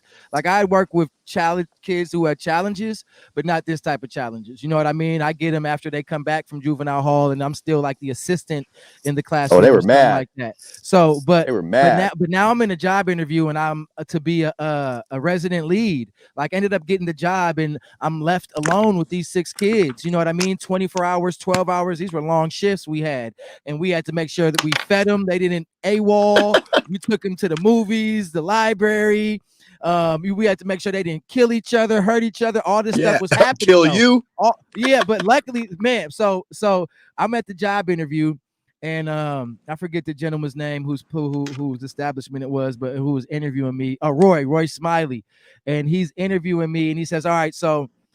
He puts me in a situation. He says, "All right, Pete, what would you do if you have a resident, you have a kid in the house, and he's playing music real loud, and he won't turn it off?" And they brought a kid who was actually a resident in one of the homes into the office, right? And he's sitting there next to me, and they're like, "We're gonna put you, role play. We're gonna role play with you." So, the dude put the music on. Boom, he pressed play on the boom box or the stereo, or whatever. I walk up to him, try all cool because it worked. It worked every other environment I've been in. Hey, bro, we got some stuff we got to do. Yada yada yada. You feel me? Hey, you could turn that off on me one time. Hey, he ignored me. He ignored me, right? So I look at Roy, and Roy like, all right, what you gonna do next? I'm like, okay. So I try to talk. I'm still negotiating. I'm trying negotiating with him. You feel me? Because this is all I know is negotiating. You feel me? So I'm negotiating again. Little dude ignore me. I look back at Roy. Roy like, you got to do something. I raise my voice, right? I raise my voice. Guess he turned the volume up on me. Yeah. I look at Roy. Nope. Roy shake his hand. He walk over and he just pressed stop and he grabbed the radio. He said, "Man, you don't ask these kids no questions, man. They got that taken away from them." I said, "Fuck, that's cold." I said, "That's cold." Like I wasn't ready for that. I'm used to working with kids. And man, if I ask you to do something, I'm gonna tell on you if you don't do it. This other adult gonna make you do it, or you know what I mean. So then it's like, damn. And then after that, he gave me the job. I'm thinking, you just saw this kid walk all over me, and now you gonna put me in a home of 6 of them? But like, and then on my ride, so on my first day of work, we meet at the office. The kids go to school at the office. All the boys in the morning, we bus them to the van them to the office where they go to school. You know what I'm saying, for different parts of the day. Then they come back home. And I remember the first day I met at the office, and then we driving back to one of the residents. It's my first shift. I'm about to do a 12-hour shift with the residents, right? And we in the back and we riding. I'm not driving yet. I'm in the back, and one of the guys asked me, "Hey, so what you in for?" One of the residents asked me what I'm in for, thinking that I'm a resident. I'm like, nah, I'm actually gonna be I'm the, I'm watching over y'all. I'm that guy. But it was cool. But I never had nobody ever attacked me, gave me any You issues, can't man. ask me no questions. You've lost that right. Right. I didn't.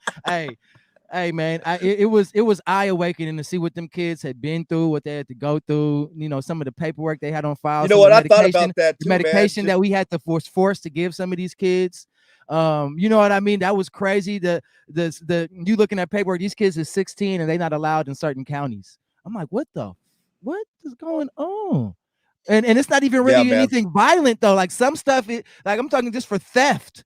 You know what I mean? Not to say Yeah. theft is okay. No, that's not what I'm saying. But just to see how kids' lives get ruined so early. You know what I mean? And they get all that put on top of them, and now they have to. Sometimes they have to embody that, and they live that. After you tell a kid they dumb, they stupid, you're a failure, you're a criminal, you all that. Well, guess what? It's either I'm not or I am, and a lot of times it becomes I am. You know what I mean? And I saw that, but they don't want to. They're just as pure and genuine as anybody else, you know. So that was real humble. I didn't last long there, maybe like 2 months, but it was definitely an It's a hard experience. environment. It's a hard environment. It's a hard environment to coach in. It's a hard environment to be a part of. It takes a special type of person to watch the suffering, man, of kids at that age to go through the things that they got to go through. You know, it takes. And there's one person I can remember specifically, Hilly Mo, and he taught me how to work out. And he was an old ass man. He had to be like, you know, late 50s, early 60s, man. And he was rip cut and he was swole to the gills, man. The dude was just a beast and he was an old man. And on his worst day, he fuck a grown man up. You know what I mean? These kids Yeah, coming in here 16 years old, throwing up 315 pounds, 6'5", straight out of deep West Oakland.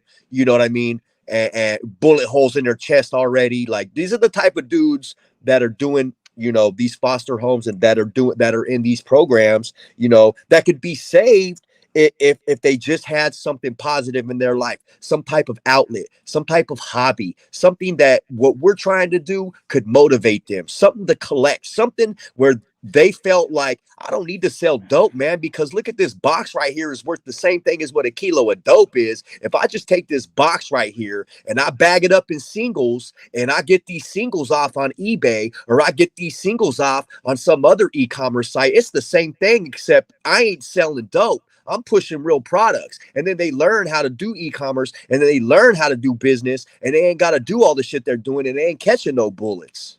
You know what I mean? And man. they ain't got to learn how to work out from no old man named Hilly Mo. Man, it reminds me of one specific kid there. I'll never forget his name, and I'll never forget him for many reasons. One of the reasons being we have the same birthday, April 29th. But I was 1920. He was, I think, 14 at the time. He was 14 years old. He was 6'6", legit 6'6". His name was Henry. And man, the he could have probably played in the NBA if he the way he was playing basketball at 14. I mean, it was just crazy.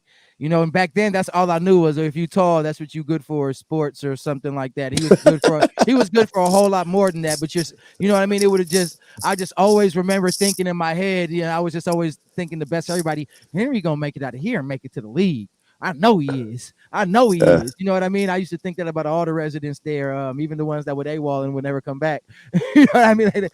yeah. It was wild, bro. It was wild because I used to be in a situation. I was used to working with kids to where I was saving somebody every single day, or I was making an impact every single day, and I was feeling that impact, if not in a matter of weeks, in a year, or you know what I'm saying. I got to see the impact, man. And when I was working in that group home, bro, it was like bro, it was a Here's the different irony. story, bro. Like you think you bond with somebody and you got it, and then he choking somebody out the next day, or he AWOL, man. The childhood trauma, no joke, man. Hey, Peter, here's the irony in all of this. If now you can't, there's certain things that are out of our control, people, places, things, actions, certain like that, certain things we can't control. But if we do have the courage to change the things that we can, which means if if we don't try to at least make the effort to save the kids with the hobby, then the hobby dies because the hobby needs kids to survive. And the way Absolutely, the hobby's moving right now, kids can't afford the hobby. they can't. They can't. I had a young man on. You tell me Shout out one to kid, him. you I tell me part. one kid Yeah. right now. Look, when I was a kid, I could buy a pack for 60 cents, 25 cents, a Hey, dollar. They hey, raised up. Three. Hey, What's up, but bro? in perspective is everything. I could buy a pack, but I had Spitfire on. He couldn't afford $1 pack. They were stealing packs because they was $1. You know what I'm saying? So not everybody Mm-hmm. like even back then. I tell people all the time I was privileged. Even though my father didn't buy me no Topps Finest packs, I got all the upper decks and fleers and hoops I ever wanted, and multiple of them. You know what I'm saying? So, but there were people I didn't know at this time. That There were kids who couldn't even afford those packs. I didn't know that at that time. I literally thought every kid in the world was able to have a lunch and cards and toys and a family and a mom and a dad. And I thought everybody was happy because I was happy. like I was a spoiled, privileged little kid. My parents, what I'm saying, boxed me in like that until life. You just you grow up and you see life, but yeah, bro, Well, like life is a circle. Sometimes you got to cut through that motherfucker like a diameter, get right to the chase. shoo. Yeah, and that's the irony for me. Is like with and my note says without kids the hobby dies. It That's my does. notes. It I did the does. I did the Algorithm. Pythagorean theorems, bro. I took the square root of the radical number -1. I added in the circumferences and all the diameters, and I did the curves and everything. And the formula ended up with the same equalizer every time. If kids aren't in the hobby fucking dies. That's a fact. It's that Everybody. simple. A That's bunch seven. of Yep. old men, a bunch of 40-year-old dudes pushing hobby, like, you know what I mean? Doing it all the every, hobby this and hobby that, and check out this car now and look at this product now and come buy into my break like this and do all this and all this hustling and all this gambling and all of this. You might as well just put it on ESPN, put it up in Las Vegas, turn it into a game show and a reality TV show, and scratch the kids completely out of it, and then watch it slowly die over the next 25 Or years. they need If to you do wanted it. to have it Yeah. some stuff, you want it to have substance. You want 100 more years of the hobby.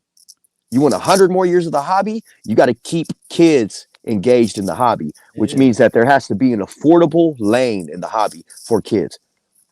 But the manufacturers think like this. Oh no, parents are stupid. Parents are adults. They got money. They got jobs. Their kids are gonna bitch at them until they get what they want. And those kids want what we got. And those are sports cards. And these parents are stupid enough to buy them at these prices for these kids because that's what they want. That ain't going to always be the case because sports cards are too fucking expensive for me to buy. Say that. Too Say expensive that. for me to buy. I'm Facts. a family man. I'm a proud owner of a Harley. I'm a proud owner of a Grand Marquis. I'm a proud owner of a Kia Soul. Okay. I don't want to buy my house right now because it's a liability. So I'm renting until I can figure out where I want to move outside of California because it's too expensive. It's too expensive for me to afford. Right. Right. And you could go look up my wage. I'm a union sheet metal worker, local 206 union sheet metal worker. I make a base wage. My wage sets all of the wages to prevailing to non-union employees across the board, basically across the state of California. Local 104, which is up there in San Francisco, Oakland, San Leandro, San Jose, they make the highest wage in this in this Tri Valley area. So if I made, I think somewhere in between $70 and $80 an hour, right? I make that an hour times that 8 hours a day times that 40 hours a week comes out to something like in between before tax, it's like 2K, right? 2 grand. If I make that a week and I can't afford the fucking hobby, how do you expect a kid to be able to afford the hobby? I gotta buy singles, bro. With my own money. I gotta buy singles because I don't want to run the risk of buying a hobby box unless I want to hold it. Right. And it still You got know to what I be mean? the right I don't hobby want to box. run the risk of right, and I don't want to run the risk of buying a hobby box because to rip it. Because if I rip it, and which 99.9% of the time you ain't gonna get a hit. If I rip it, I just felt like I wasted $400, $500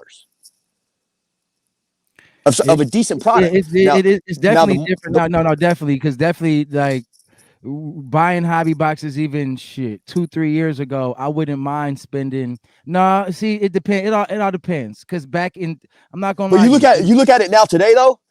If you would have known today what you know, what you know, and you would have been like, oh, back then I was like a hobby box for $299. That's a little expensive 5 years ago, right? And we're talking top of the line. Oh yeah, if I We're would have talking known national now, yeah, treasures. yeah, yeah. No, if I would have known now, you're I would have been buying absolutely all the right. national Like treasures up all for of them, $299. because I was hesitating in 2013. Let me see, 2014. I bought my first Prism hobby box, I think for like 60 or $70. And Brad, I almost talk myself out of it 400 times before. Like I walked in and out the hobby shop. Like, how much is that box? $70. How many cars do I get? 100? Oh hell no! I well, you crazy? Yeah. Y'all ain't got nothing. What? And then, but I wanted to start doing, a little bit more high end or higher end type things. Not high end necessarily back then, but man, but like it was literally the same thing I think now. And in hindsight, back then when I opened the box, but peep this though. Back then when I opened the box, I ain't get nothing. Like I got No. I think, but see, at the time it was nothing. At the time, the value of the cards I got in the box was nothing. The car, if today those cards I got, oh my gosh, I got a Steph Curry silver prism. I ended up giving that to one of my friends who's a Warrior fan like three, Oh four yeah, years but ago. that's the thing.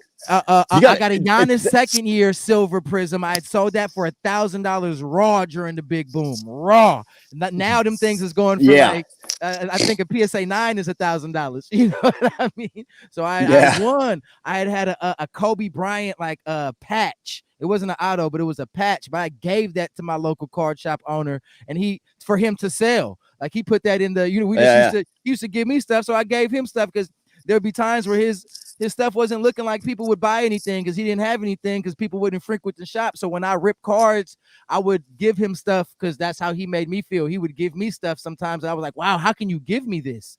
You're giving it to me? yeah. So I gave him heck of certain autographs. I was like, nah, man, you go ahead and sell that, man. Let's get this car shop popping. You know what I mean? That's good, man. But Well, okay, I I, got. as Go a ahead. as a professional seller, Yeah. you and I said this was all an experiment up to this point. Um, I told you that. Like I got the LLC and all that other stuff. I trademarked the name, the lab, and did all that, and it was all just an experiment. You know what I mean? I Yeah. threw a couple $1,000s at it and was just like, let's see where this goes. But now I got to go get the Fujitsu scanner and try to scan as many cards as I can and put them on. You know what I mean? Because uh, people have been buying up dollar cards left and right from my freaking eBay page, and I didn't expect that. I was just like, yeah, and I didn't expect it.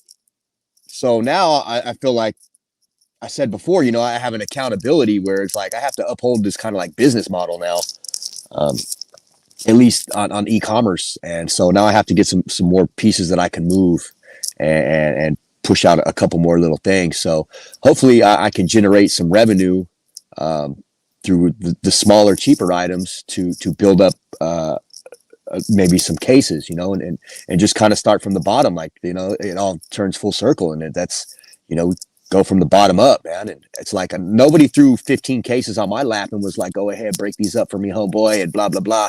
You know what I mean? Or like, Uncle Dick Starbuck came by my house and dropped me off like 10 racks and was like, come on, man, let's do this. All of my money all of my investments went to me directly.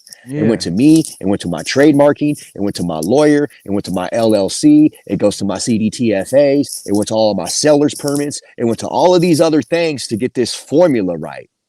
That I still struggle with, and I still run behind on because I have nobody else doing it with me. I'm the Right. only one. I got no other moving part. It's just me. My wife don't do it. My son don't. My son is a surf instructor. My daughter's works two different jobs. I'm the only one that does this. But what it comes down to is what do I want this to be? What how big can I make this? How important to the hobby can I be? What can I up? What can I do to get as many kids off of the street through the hobby as I possibly can? Right. What kind of center can I create to bring kids to say, y'all don't need to be out there doing the dumbass shit I was doing when I was your age, trying to catch a fucking lid. You, you know what I mean? No, I know that was my next question, so I'm happy you said that. No, so you mean you already answering anything? No, for real, for real. We hope that people learn from not just our stories, but other people's stories and lives too. You know what I mean? You can learn a lot from any and everybody, whether to do or what not to do.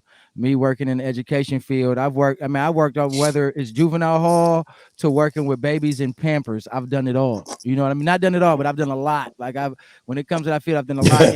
And seeing that even before I was a parent, I would take notes from parents, but I would always learn more from the parents that I would say I necessarily didn't like, or you know what I'm saying, I didn't like the way they treated their kids or something. I would always say, man, if I have kids, I'm not gonna be like that because I learned what I liked from my parents. You know what I mean, and what I didn't like too. But you could always learn from somebody if you just observing actions and reactions and feelings and emotions. On that same breath, I got a couple final questions before we get out of here, bro. We wrapping up, but we're going on right around an hour, 45 minutes, and uh, the That's a long one. it is. It's Sorry, okay I'm though. That's the sorry to way it keep you is. No, going. no, it's okay though. It's okay though. It's okay. That's the way it's supposed to be. If you were kind of touching on it, but to kind of summarize it, if you can go back and tell the 18-year-old grader anything or something, what would you tell him? Jeez, 18 years old. Let's see.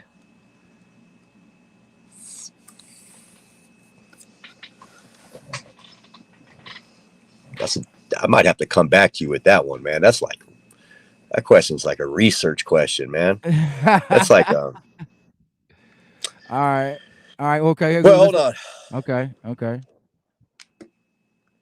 Well, first and foremost, it probably would have been don't walk away from that Honus Wagner that's for sale for $1,000. You know what I mean? Grab that. Like Wiz said, grab that and grab one every month, no matter how much it costs. Yeah.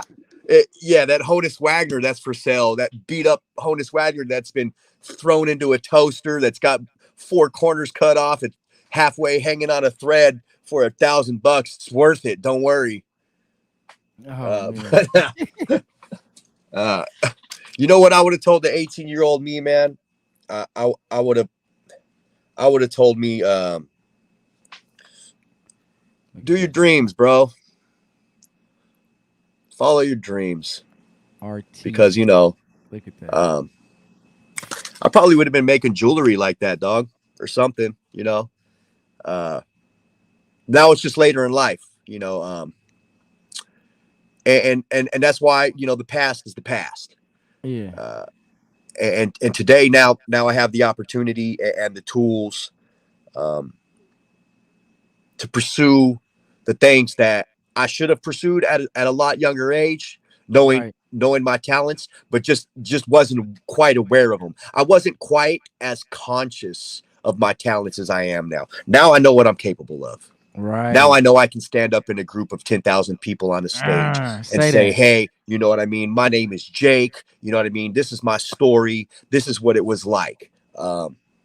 These are my friends. This is what I represent. This is everything that you need in life to motivate you to not do the things that I did, but to carry on with your life and pursue the things in your life that you want to do, um, and be disciplined in that, and continue to be repetitive. And it's just the science of repetition, man. It's like drilling. You know what I mean? You drill that break and that pass behind the back. You drill it 10,000 times. Next time you're live, you put yourself in that situation, and Easy it cuts money. like butter. It's second nature. You do it without even. It's a reaction. And it's second nature. It's a reaction. Yeah, Then. Yeah. Yeah. and Without that's thought. you know what that's what I would have told myself. I would have told myself, um, be patient, be consistent, be disciplined. I like that. I like that. Okay. And last but not least, before we get out of here, brother, I want you to let the people know how they can find you, where they can find you, what's up next for you. And if there's anybody else you want to give your flowers to or give a shout out to or anything like that, the floor is yours. Um, yeah, I'd like to give flowers to Nat Turner, Ken Golden. I'd like to give flowers to Josh from Carler. I'd like to give flowers to Jeff Wilson. I'd like to give flowers to Lamine James. Lamine James, you're a really good one. I'd like to give flowers to everybody. No, What the are you gonna hobby's do with the dope, flower? man. I What are like you gonna do with the flowers after? Nah. Hey, no, there's one or two things, man. You got this fire, right? You got this fire. I got this fire. Um, are you providing fuel for my fire to continue to grow? Or is it every time you run up on me, you start pissing on my fire? The ones that are pissing on your fire, you got to get rid of them, man. Got to. Plain and simple. Got to. You It's got to get okay. rid of There's them. a community So for them too, though. That's like it's okay. There's a community for them, man. But if you, like you said, if you pissing on somebody fire, you shouldn't even be around them. You shouldn't be that upset to where yep. you And gotta throw and shade on somebody else. So go and back so over I there. got to catch myself. I got to catch myself um, because I suffer from the same thing everybody else suffers from, and that's human nature. And It's human sometimes I nature. want to It's write in in the us. comments. I want to put something in the comments on them. I just want to say something on them, like something. I just want to tell them, but I don't, because I don't want to piss on their fire, man. I want them to grow, and I want them to be as equally as happy as I am in life. And that's the only thing I have control over. And really, I think Shout that the out. whole hobby in itself, Yeah. No, no. Go ahead. Go ahead. Go ahead. Go ahead. indigenous rookie cards. Yeah. Yeah. Yeah, he been there for a minute, man. I You've don't been even there know if for he's a still up minute. in the building. Man, what's up with Yeah, you, he's been there brother? for a while. I said Yeah, what's up earlier. I don't know if you heard me. Yeah. yeah. Um, I just think that the whole hobby moving in the direction that it's been moving in over the last 2 years, primarily the last 2 years, I think it deserves recognition on a global scale And because it will. I don't think anything outside of gaming, you know, has quite exploded um, with having like a solid history. Like you could do it with Beanie Babies, right? And you could do it with all that other bullshit. But the hobby has like legitimate history backed by sports analytics and Vegas, and like there's so many moving parts where there's just so much information and so much stuff you can do. I just think the entire hobby really deserves the recognition, and they It all does. deserve, The hobby wouldn't be where, like you it, said, the hobby wouldn't be where it is today, if not for the people who are here today and the people who are here before them doing what they've done, good and bad. We got to learn from our mistakes. We got to get better. You know what I mean? So, oh, and I'm shout like, you know what, shout man, out to I'm probably the everybody. worst. I mean, we all, Miss Slabby and I I'm was talking about that. Let's keep it 100. Let's not lie, because I like probably the being worst. truthful. I like being truthful. I'm the worst too, though, Yeah. because a lot of times people thank you for the flowers and the positivity, but we only that way because we just as negative too. We may not act on that negativity, but Yeah. if it's in the world, it's in me. I live by that. I don't act on it. You don't see me. I don't go out and kill. I don't harm. I don't rob. I don't steal. I don't do anything that harms another Well, person. You know what I mean? that's But at the same time, it's in the world. It's still in me. I'm capable of that. I'm not better than anybody. Something can push me to that level where I might be like that. Or if I was raised or in that person's situation, I might act the same exact way. As much as I say, oh, I wouldn't do that. Nah, the reason why I'm telling you I don't like you and I hate that is because I really don't like it in myself. It may not be a large part of myself, but it's in me and I've seen it in me before. You know what I mean? So I just like being it's accountable. I like being accountable. and it's it's one of those things that with the hobby, man, you start to see all this lying and all this stealing and all of this cheating in the hobby, even at the highest levels of the hobby, all the way down to retail sales, flippers, and stuff like that, Hey, where it's just if you're like, not trying to um, cheat, you're not trying to win. yeah, I mean, all the, That's what they say. I mean, That's what they that's what they say. say in the UFC. That's what they say in the UFC. That's hand to hand combat. That's different. Yeah, you know, and you get into the hobby, man, and something happens where you just kind of end up on the other side of the fence, and you're just like, if you can't beat them, join them. Well, that's not always the case, man. Yeah. At least it hasn't been for me. You know, I've always been able to have and enjoy the hobby. The hobby's never done any harm to me in any way, shape, or form. Not like people.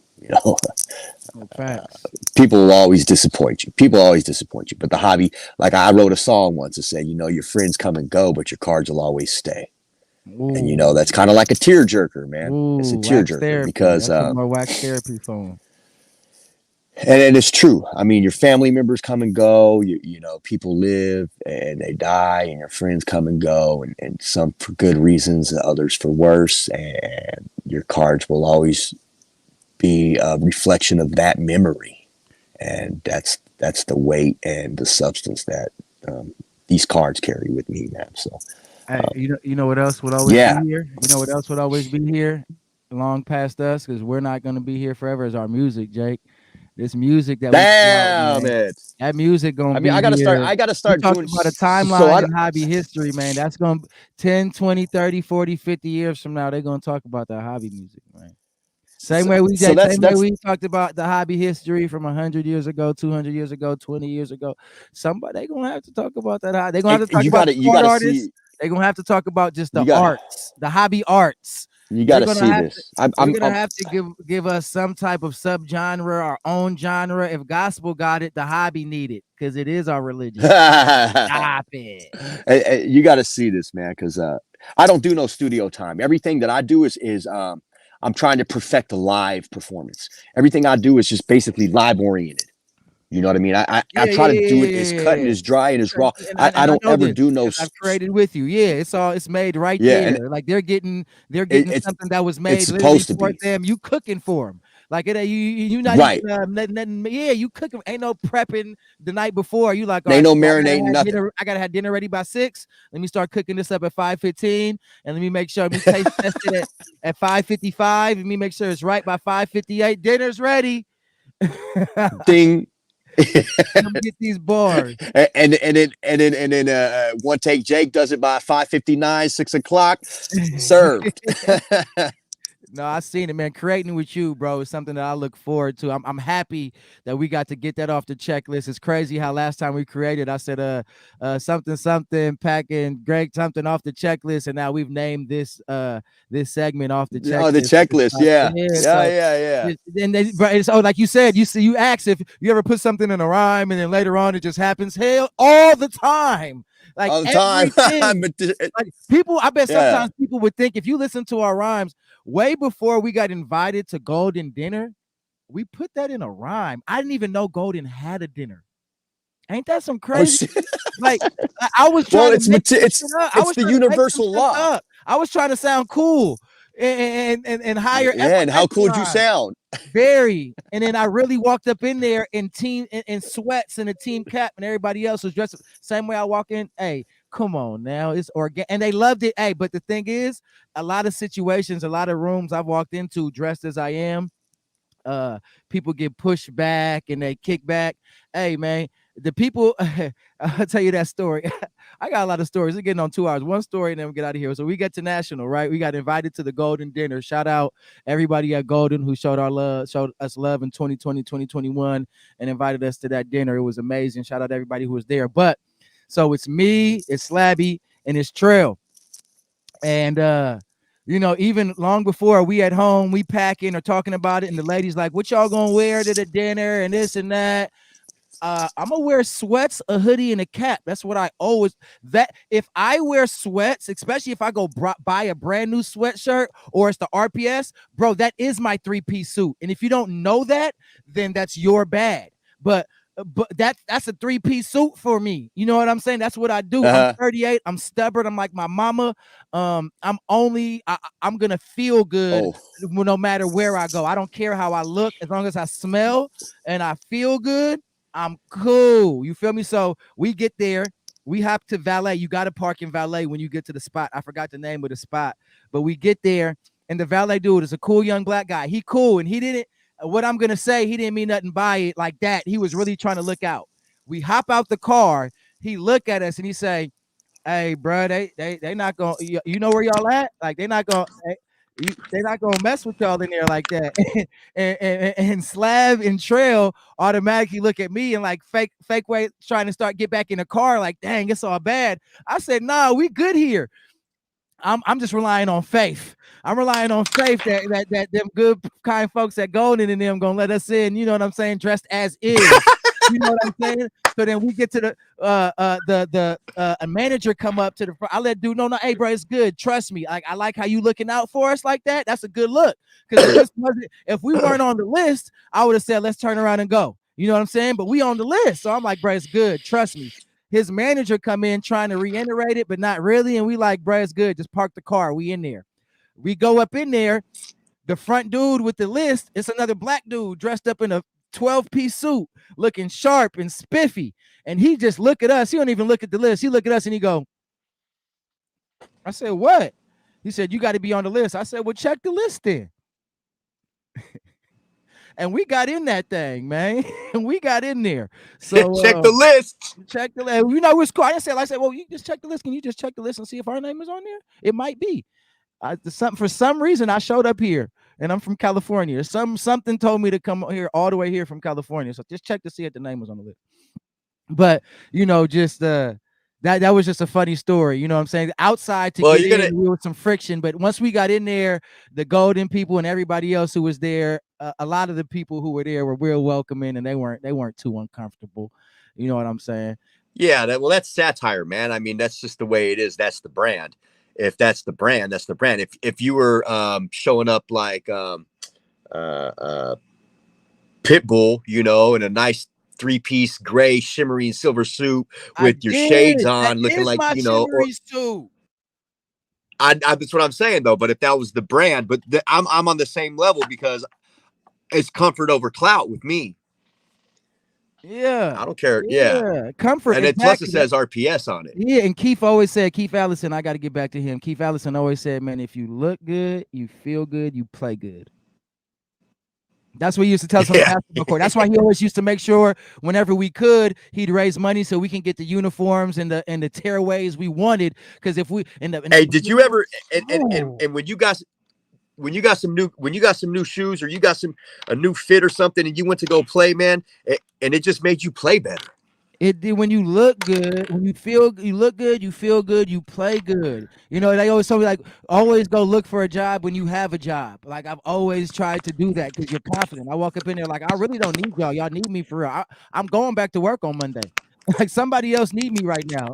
So I'm going back to work on Monday. Like I just like being confident. You know you know how it is. I wasn't always confident, bro. I was a shy, scared, frightened boy for a long part of my life. So I wanna live in this comfortability of confidence for as long as I can, because I know what I'm not confident in at the same time. So man, you know what it is. Hey man, we at the 2-hour mark. Thank you to everybody who done popped in this thing. The greater grandfather, greater Jake, brother, father, husband, my guy, historian, student, all of the above. Alien, alien brain. You know what I'm saying? Alien brain. Hey, bro, thank you, bro. You know I love you. Thank you for making the time, the whole 2 hours. Tell the wife we said hello. You know, when I get back in there. Hey, I know people probably think this is all I do. We do. Hey, I let you know, but in between time, I mean, I went and rubbed my lady feet. I played games with the kids. Like, I'm not allowed to come in here if I'm not taking care of in there. You know what I'm saying? So I'm trying to make sure the balance is right. You have to take care of you, because if you don't take care of you, you can't take care of nobody. Say that then, man. Yeah, love you, brother. We gonna run this back again too. Love you, bro. We're gonna have a when we run it back with everybody else, we're gonna have a more focused approach, an intimate focused approach, or we collab on something and bring it to the people. So we'll dive. Yeah, man, that was it. That was live, bro. That was just live. That was just fusion. That was just lo-fi. That's just the way it is, man. You know what I mean? We gave them a normal conversation, low key.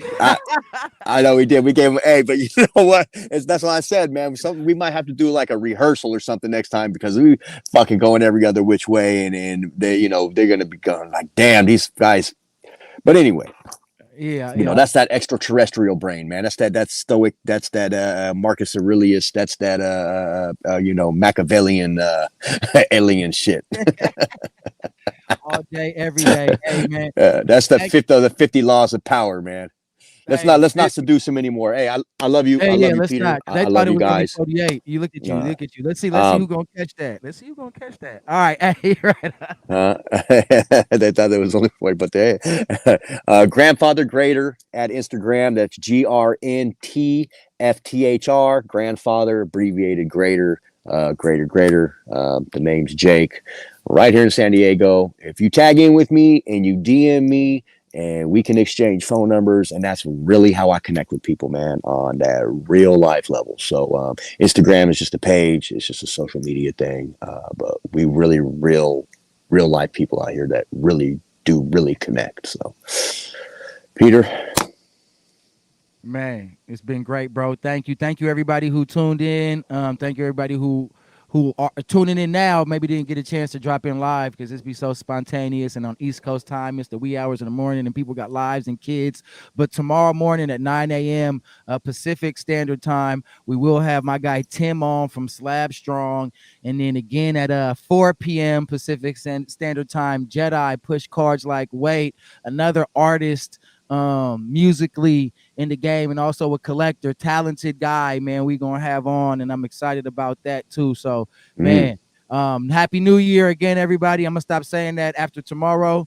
You know what I'm saying? It's getting kind of played out. These years come and go way too fast nowadays. All right, bro. Love you. Appreciate you, man. I'm uh, gonna tap in with you tomorrow, man. all right, signing out, man. All right, brother. All right, everybody. Peace. Y'all be Hey. smooth. Tell somebody you love them right now. Go tell somebody you love them, and then do it again when you wake up in the morning. Be thankful. Be gracious.